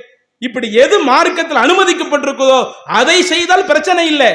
ஆனா இப்ப எப்படி நம்ம சமுதாயம் மாறிவிட்டது, ஒவ்வொரு காரியத்தை நம்ம மக்கள் கண்டிக்காததுனால, இன்னும் கண்டிக்க வேண்டிய இடத்துல இருக்கக்கூடிய அந்த முஹல்லா வாசிகள், அங்க பள்ளிவாசல்கள் இது போன்ற செய்திகளை எடுத்து சொல்லப்படாததுனால இறந்த தாயாரை அடக்கம் செய்துவிட்டு அவருடைய அடக்கத்தலத்தை தாஜ்மஹால் மாதிரி கட்டி, இங்க இருந்து ஆக்ராவுக்கு போய் யாரு தாஜ்மஹால் எல்லாம் பார்க்க விரும்பலையோ, பார்க்க போக முடியலையோ, பொருளாதாரம் இல்லையோ, என்னுடைய தாயாருடைய அடக்கத்தலத்துக்கு வாங்க, நான் அது தாஜ்மஹால் மாதிரியே கட்டி இருக்கிறேன், நான் 5 கோடிக்கு மேல செலவழிச்சதை கட்டி இருக்கிறேன், எல்லாரும் வந்து பார்த்துக்கிடுங்க என்று ஒரு டூரிஸ்ட் பிளேஸ் போல ஆக்கி வச்சிருக்கிறாங்களே. டூரிஸ்ட் பிளேஸ் மாதிரி ஒரு சாதாரணமாக கடந்து போற முடியாது. பல இஸ்லாமிய சகோதரிகள், சரி நாமளும் தாஜ்மஹால் எப்படி இருக்குன்னு போய் பார்த்துட்டு வந்துருவோமே, நம்ம ஆட்களும் படையெடுக்க ஆரம்பிக்கிறாங்க. இதை பார்த்துட்டு அங்க என்ன செய்யறாங்க, ஒரு பேனர் கூட வச்சிருக்கிறாங்க. இனிமே ஒவ்வொரு மாசத்திலையும் ஒரு நாளை ஒதுக்கி இந்த நாள்ல தனியான துவாவும் இங்கே நடைபெறும், அந்த துவாவில் வந்து கலந்துக்குங்க. அப்ப மார்க்கத்தினுடைய சட்டம் எப்படி மீறப்படுது? ஒரு இறந்தவருடைய இடத்தை கெட்டடம் கெட்டப்படுத, தாஜ்மஹால் மாதிரி கெட்டப்படுத, இது மார்க்கத்துல உள்ளதா? அல்லாஹ்வுடைய தூதர் அதை நமக்கு அனுமதி கொடுத்தாங்களா? நம்ம ஹதீஸ்ல பார்க்கிறோம், அல்லாஹ்வுடைய தூதர் எதை தடை செய்தார்கள்? அந்த ஜஸ்ஸல் குபூர், கபர்கள் பூசப்படுவதை அல்லாஹ்வுடைய தூதர் தடுத்தார்கள். கபர்கள் கெட்டப்படுவதை அல்லாஹ்வுடைய தூதர் தடுத்தார்கள். அப்ப இன்னைக்கு அதெல்லாம் நம்ம சமுதாயத்துல நடக்குது. பூசப்படுற வேலை, கெட்டப்படுற வேலை. இன்றைக்கு இறந்த தாயாருடைய அடக்கத்தலத்தையே ஒரு தர்காவை போல இன்றைக்கு ஆக்கி விட்டார்களே. இதுவரை நடக்காத ஒரு விஷயத்தை புதிதாக நடத்தி காட்டி அடுத்தவர்களுக்கும் ஒரு ரோல் மாடலா இருக்கிறங்கிற மாதிரி காட்டுறாங்களே. அப்ப நம்மளுடைய சமுதாயம் அந்த மௌத்தானவங்க வீட்டுல நடக்கக்கூடிய காரியத்துல தடை மீறுதா? இன்னைக்கு பல வீடுகள்ல பார்த்தா இறந்த அன்னைக்கு ஃபாத்திகா, 3வது நாள் ஃபாத்திகா, 7வது நாள் ஃபாத்திகா, வருஷ ஃபாத்திகா, 40வது ஃபாத்திகா என்று ஒரு பக்கம் ஃபாத்திகாக்கள் நடைபெறுகிறது. இன்னும் இறந்தவர் அவர் ஜனாசாவை வைத்துக் கொண்டே சுத்தி உட்கார்ந்து குர்ஆனை ஓதக்கூடிய நிகழ்வுகள், இது அனைத்து மார்க்கத்தில் உள்ளதா? மார்க்கத்தில் இல்லாத இவ்வளவு காரியங்கள் நடந்துகிட்டு இருக்குதே. அப்ப இதுல இருந்து நம்ம மீண்டு வரணும். இதுல அல்லாஹ்வுடைய தூதர் எப்படி நடக்க சொன்னாங்க? ஒருவர் மரணித்து விட்டால் அந்த மரணித்தவருக்காக அடுத்தவர்கள் செய்யக்கூடிய காரியங்களாக அல்லாஹ்வுடைய தூதர் குர்ஆனை ஓத சொல்லவில்லை. அல்லாஹ்வுடைய தூதர் அந்த வீடுகள்ல ஃபாத்திஹா ஓத சொல்லவில்லை. அந்த வீடுகள்ல விருந்து போட சொல்லி சொல்லவில்லை. அந்த இறந்தவரை அடக்கம் செய்துவிட்டு அப்படி அடக்கம் செய்யப்பட்ட இடத்தை கெட்டடம் கெட்டுவதற்கு அல்லாஹ்வுடைய தூதர் அனுமதிக்கவில்லை. இப்படி அனுமதிக்காத காரியங்கள் நடந்து கொண்டிருக்கிறது. அதிலும் குறிப்பாக இன்றைக்கு சில இடங்கள்ல நமக்கும் சுன்னத்துல் ஜமாத்தை சார்ந்தவர்களுக்கும் அவ்வப்போது அந்த மையத்துல பிரச்சனை வருதுன்னு வைங்க. எதுல பிரச்சனை வருது? இறந்தவருக்கு என்ன இருந்தாலும் எங்க பள்ளிவாசல்ல உள்ள இமாம் தான் தொழுகை நடத்துவார், குடும்பத்தினர்களுக்கு நாங்க தொழுகை நடத்த அனுமதிக்க மாட்டோம் என்கிற ஒரு நிலையை இன்னைக்கு எடுக்கிறாங்க. இன்னைக்கு இல்ல, ஆரம்பத்துல இருந்து அதான் எடுத்துக்கிட்டு இருக்கிறாங்க. எங்கெல்லாம் பல எதிர்ப்புகளை மீறி அல்லாஹ்வுடைய அருளால நபிவழி அடிப்படையில் பல இடங்கள்ல ஜனாசாவை நாம் அடக்கம் செய்கிறோமோ அவ்வளவு இடத்துல உள்ள பிரச்சனை என்ன? இறந்தவங்களுக்கு அவங்க குடும்பத்தினர் தொழுகை நடத்தக்கூடாது, இறந்தவங்க பிள்ளைங்க நடத்தக்கூடாது, அவங்க நெருங்கிய உறவுகள் நடத்தக்கூடாது. நடத்தக்கூடாதுன்னு குர்ஆன் வசனத்துல இருக்குதா? நடத்தக்கூடாதுன்னு ஹதீஸ்ல இருக்குதா? குர்ஆன் வசனத்துல ஹதீஸ்ல இருப்பது என்ன? சஹீஹ் முஸ்லிமிலே பதிவு செய்யப்பட்ட ஒரு நபிமொழி. அல்லாஹ்வுடைய தூதர் இமாமத்துக்காக ஒரு அழகான ஒரு தகுதியை சொல்லுகிறார்கள். யஉம்முல் கௌம அக்ரஉஹும் லிகிதாபில்லாஹ், மக்களுக்கு ஒரு இமாமாக நின்று தொழுகையை நடத்துகிறார் என்று சொன்னால் யார் குர்ஆனை அதிகம் படித்தவராக மனனம் செய்தவராக இருக்கிறாரோ அவர்தான் இமாமத் பண்ணுவதற்கு தகுதி. அடுத்து ரசூலுல்லாஹி ஸல்லல்லாஹு அலைஹி வஸல்லம் சொல்றாங்க, ஃப இன் கானு ஃபில் கிராஅத்தி சவாஅன், இப்படி குர்ஆனை படிக்கிறது குர்ஆனை ஓதுறது இதுல சம அளவுல உள்ள ஆட்களாக இருந்தால் அப்ப யாரு சுன்னாவை அதிகம் அறிந்திருக்கிறாங்களோ அவங்க தொழுகை நடத்துறதுக்கு தகுதி. இப்படி இமாமினுடைய தகுதியை பற்றியே பேசி வந்துவிட்டு அதுல கடைசியாக ரசூலுல்லாஹி ஸல்லல்லாஹு அலைஹி வஸல்லம் அவர்கள் சொல்லுகிறார்கள், வலா யஉமன்னர் ரஜுலுர் ரஜுல ஃபீ சுல்தானிஹி, ஒரு மனிதர் இன்னொரு மனிதருடைய அதிகாரத்துல இமாமத் செய்ய வேண்டாம். மேல அந்த ஹதீஸ்ல ஆரம்பத்துல பார்த்தா பள்ளிவாசல இமாமத் தொழுகைக்காக இமாமத் பண்ணக்கூடிய விஷயத்தை தான் பேசுது. அப்படி இமாமத் பண்றதை பத்தி பேசி வந்துகிட்டு வேற ஒரு நபருடைய அதிகாரம் இருக்குதுன்னு வைங்க. இப்படி வேற ஒரு அதிகாரத்தில் அலவலா யகூது ஃபி ஃபைதிஹி அலா தக்ரீமியத்திஹி இல்லா பிஇذனிஹி என்று அல்லாஹ்வுடைய தூதர் சொல்லி காட்டுறாங்க. இப்படி ஒருவருடைய குடும்ப விஷயத்துல ஒருவருடைய தனிப்பட்ட அதிகார விஷயத்துல நீங்க இமாமத்துல இருந்துட வேண்டாம் என்று அல்லாஹ்வுடைய தூதர் சொன்னார்களே. இப்ப பள்ளிவாசல இமாம நியமிக்கிறாங்க, நீங்க மத்த ஐவேளை தொழுகை நடத்துங்க, அது பிரச்சனை இல்லை. ஆனால் அநியாயமாக ஒருவர் தொழுகை நடத்த ஆசைப்படுறாரு. இன்றைக்கு இந்த ஜமாத்துல உள்ள கொள்கை சகோதரன் இறந்த தன்னுடைய தாயாருக்காக, அவங்களும் கொள்கையிலேயே வாழ்ந்து மரணித்தவர்கள், தன்னுடைய தந்தை கொள்கையிலேயே வாழ்ந்து மரணிக்கிறார், தன்னுடைய சகோதரன் இந்த கொள்கைக்காக பல்வேறு சிரமங்களை பட்டு வாழக்கூடிய காலகட்டத்தில் நான் நபி வழி அடிப்படையில தான் வாழ்வேன், நபி வழி அடிப்படையில தான் மரணிப்பேன் என்று வாழக்கூடிய காலகட்டத்தில் எல்லாம் நபி வழியை பின்பற்றினான். அப்படி பின்பற்றி அவன் மரணித்து விடுகிறான். மரணித்த அவனுக்கு நாங்கள் செய்யக்கூடிய காரியத்தை நபி வழி அடிப்படையில் செய்தால் என்ன தப்பு? அதை குடும்பத்தார்கள் கேட்கிறாங்களே, குடும்பத்தார்கள் விட்டு கொடுக்கிறாங்க, அது வேற. குடும்பத்தார்கள் எங்களுக்குள்ள ஒரு உரிமை, இறந்த என்னுடைய தாய்க்காக, இறந்த என்னுடைய தந்தைக்காக, இறந்த என்னுடைய மகனுக்காக, பிள்ளைக்காக நான் தொழுகை நடத்துவேன்னு ஒருவர் கேட்கும் பொழுது இப்படி அடுத்தவருடைய அந்த குடும்ப விவகாரங்கள்ல அவனுடைய அதிகாரத்திற்குட்பட்ட விஷயத்துல ஒருவர் இமாமத் செய்ய வேண்டாம்னு ரசூலுல்லாஹ் சொன்னாங்களே. அப்ப அல்லாஹ்வுடைய தூதர் சொன்ன அந்த தடைக்கு நேர் மாற்றமா இருக்கிறீங்களா இல்லையா? அப்ப இப்படி குர்ஆன் வசனத்திற்கு மாற்றமா, ஹதீஸுக்கு மாற்றமா, இன்னும் சொல்ல போனால் மதுஹபுகள்ல எடுத்து பார்த்தாலும் ஷாஃபி இமாமினுடைய கருத்து என்ன, இன்னும் இது அல்லாம பல அறிஞர்களுடைய கருத்து என்ன? மதுஹப்ல உள்ளவர்களும் ஆட்சி தலைவரை விட தொழுகை நடத்துவதற்கு அதிக தகுதி படைத்தவங்க, உறவுக்காரங்க என்று நீங்க ஏற்றிருக்கிற அந்த மதுஹப்லையும் சொல்லப்படவில்லையா? சரி, மதுஹப்ல சொல்லப்படுது, சொல்லப்படாம விடுது. ஹதீஸ்ல ரசூலுல்லாஹ் என்ன சொன்னாங்க? அநியாயமா அடுத்தவருடைய உரிமையில நீங்க இமாமத் செய்ய வேண்டாம் என்று சொன்னால், பள்ளிவாசல் அங்க இமாமத் பண்ணக்கூடிய விஷயத்தை பத்தி பேசிட்டு இதை சேர்த்து சொல்றாங்கன்னா ஜனாசா விஷயத்துல உள்ள காரியத்தை தானே சொல்றாங்க. அப்ப ஜனாசா விஷயத்துல ஒருவர் மௌத்தாகி போனால் அடுத்தவர் தொழ வைப்பதை விட அவருக்கு நெருக்கமானவர் தான் தொழுக வைப்பதற்கு அதிக தகுதி படைத்தவர் என்று மார்க்கம் சொல்லி இருக்க, இன்னைக்கு இதுக்கு தான் பல இடங்கள்ல போராட்டம், பல இடங்கள்ல நெருக்கடி. அது எப்படி நீங்க தொழ வச்சிருந்தீங்கன்னு பார்த்துருவோம், நீங்க எப்படிதான் எங்க பள்ளியில அடக்கம் பண்ணுவீங்கன்னு பார்த்துருவோம். இப்படி அடக்கம் செய்யறதை தடுக்கிற உரிமை யாருக்கு இருக்குது? இன்னைக்கு பல இடங்கள் இது போன்ற நெருக்கடியை தந்தார்கள். நீங்க அப்படி நபி வழிலாம் இருக்கக்கூடாது, நபி வழி அடிப்படையில நீங்க அடக்கம் செய்யறதுக்கு சொல்லக்கூடாது. நம்ம ஊர்ல காலங்காலமா என்ன வழிமுறை இருக்குதோ அந்த வழிமுறையின் அடிப்படையில தான் அடக்கம் பண்ணணும் என்று பல இடங்களில் நெருக்கடி தருகிற பொழுது, அல்லாஹ்வுடைய அருளால் இன்றைக்கு இந்த கொள்கைவாதிகள் அவங்க குடும்பத்தில் உள்ள அந்த மன உறுதியின் காரணமாக, இதர கொள்கை சொந்தங்களுடைய உதவியின் காரணமாக என்ன நெருக்கடி வந்தாலும் நபி வழி அடிப்படையில் வாழ்ந்து மரணித்தவரை அவருக்கு கடைசியாக செய்து முடிக்கக்கூடிய அத்துணை காரியங்களும், அது அவரை தொலை வைக்கக்கூடிய காரியமாக இருக்கட்டும், அவரை குளிப்பாட்டக்கூடிய காரியமாக இருக்கட்டும், அவருக்கு கஃனிடக்கூடிய காரியமாக இருக்கட்டும், அவருக்கு அடக்கம் செய்யக்கூடிய காரியமாக இருக்கட்டும், எந்த நபி வழிக்கு முக்கியத்துவம் கொடுத்தாரோ அதே நபி வழியில் அடிப்படையில் தான் அடக்கம் செய்வோம் என்று நாளுக்கு நாள் இந்த கூட்டம் அதுல உறுதியானவர்களாகத்தான் இருப்போமே ஒழிய, ஒரு நெருக்கடி வருகிறது, பிரச்சனை வருகிறது என்பதற்காக நபி வழியை விட்டு புறக்கணிப்பதற்கு நாம தயாராக இல்லை. என இறைவன் நமக்கு வழங்கிய கட்டளை அப்படி. எந்த ஒரு விவகாரமாக இருந்தாலும் இறைவன் நமக்கு நபிகள் நாயகம் ஸல்லல்லாஹு அலைஹி வஸல்லம் அவர்களை அனுப்பியதற்குரிய காரணமே அவர்கள் சொன்ன அடிப்படையில் நாம வாழ்ந்து நடப்பதற்குத்தான். அதைத்தான் நபி ஸல்லல்லாஹு அலைஹி வஸல்லம் அவர்கள் தன்னுடைய வாழ்க்கையில ஒரு சந்தர்ப்பத்தில் ஒரு ஆசையாகவே வெளிப்படுத்தினார். அல்லாஹ்வுடைய தூதர் சொன்னாங்க, மறுமை நாள்ல ஒவ்வொரு நபியை பின்பற்றி அந்த மக்கள் பின்தொடர்ந்து சொர்க்கத்திற்கு போகும் பொழுது, ஃபஇன்னி அர்ஜு அன் அக்ஸரஹும் தாபியன் யௌமல் கியாமா, நான் ஆசைப்படுவது என்னை ஏற்றிருக்கிற இந்த சமுதாய மக்கள் மத்த நபிமார்களுடைய அந்த கூட்டத்தை விட அதிகமாக என்னை பின்தொடர்ந்து மறுமையில சொர்க்கத்திற்கு வர நான் ஆசைப்படுறேன் என்று அல்லாஹ்வுடைய தூதரும் தன்னுடைய ஆசையை தெரிவித்தார்கள். அதை சஹீஹுல் புகாரியில் அந்த நபிமொழியை பார்க்கிறோம். இன்றைக்கு இந்த நபிமொழிக்கு இணங்க எங்களுடைய வாழ்க்கையினுடைய ஒவ்வொரு சந்தர்ப்பத்திலேயும் இறை தூதரை தான் நாங்கள் பின்பற்றுவோம். இறை தூதருக்கு மாற்றமாக எந்த ஒரு காரியத்தையும் செய்ய மாட்டோம். இன்ஷா அல்லாஹ் இதே நிலையில் வாழ்ந்து மரணித்து மறுமை நாளிலேயும் நாம் அனைவரும் இறை தூதரை பின்பற்றி சொர்க்கம் செல்லக்கூடிய அந்த ஒரு பாக்கியத்தை பெற வேண்டும்.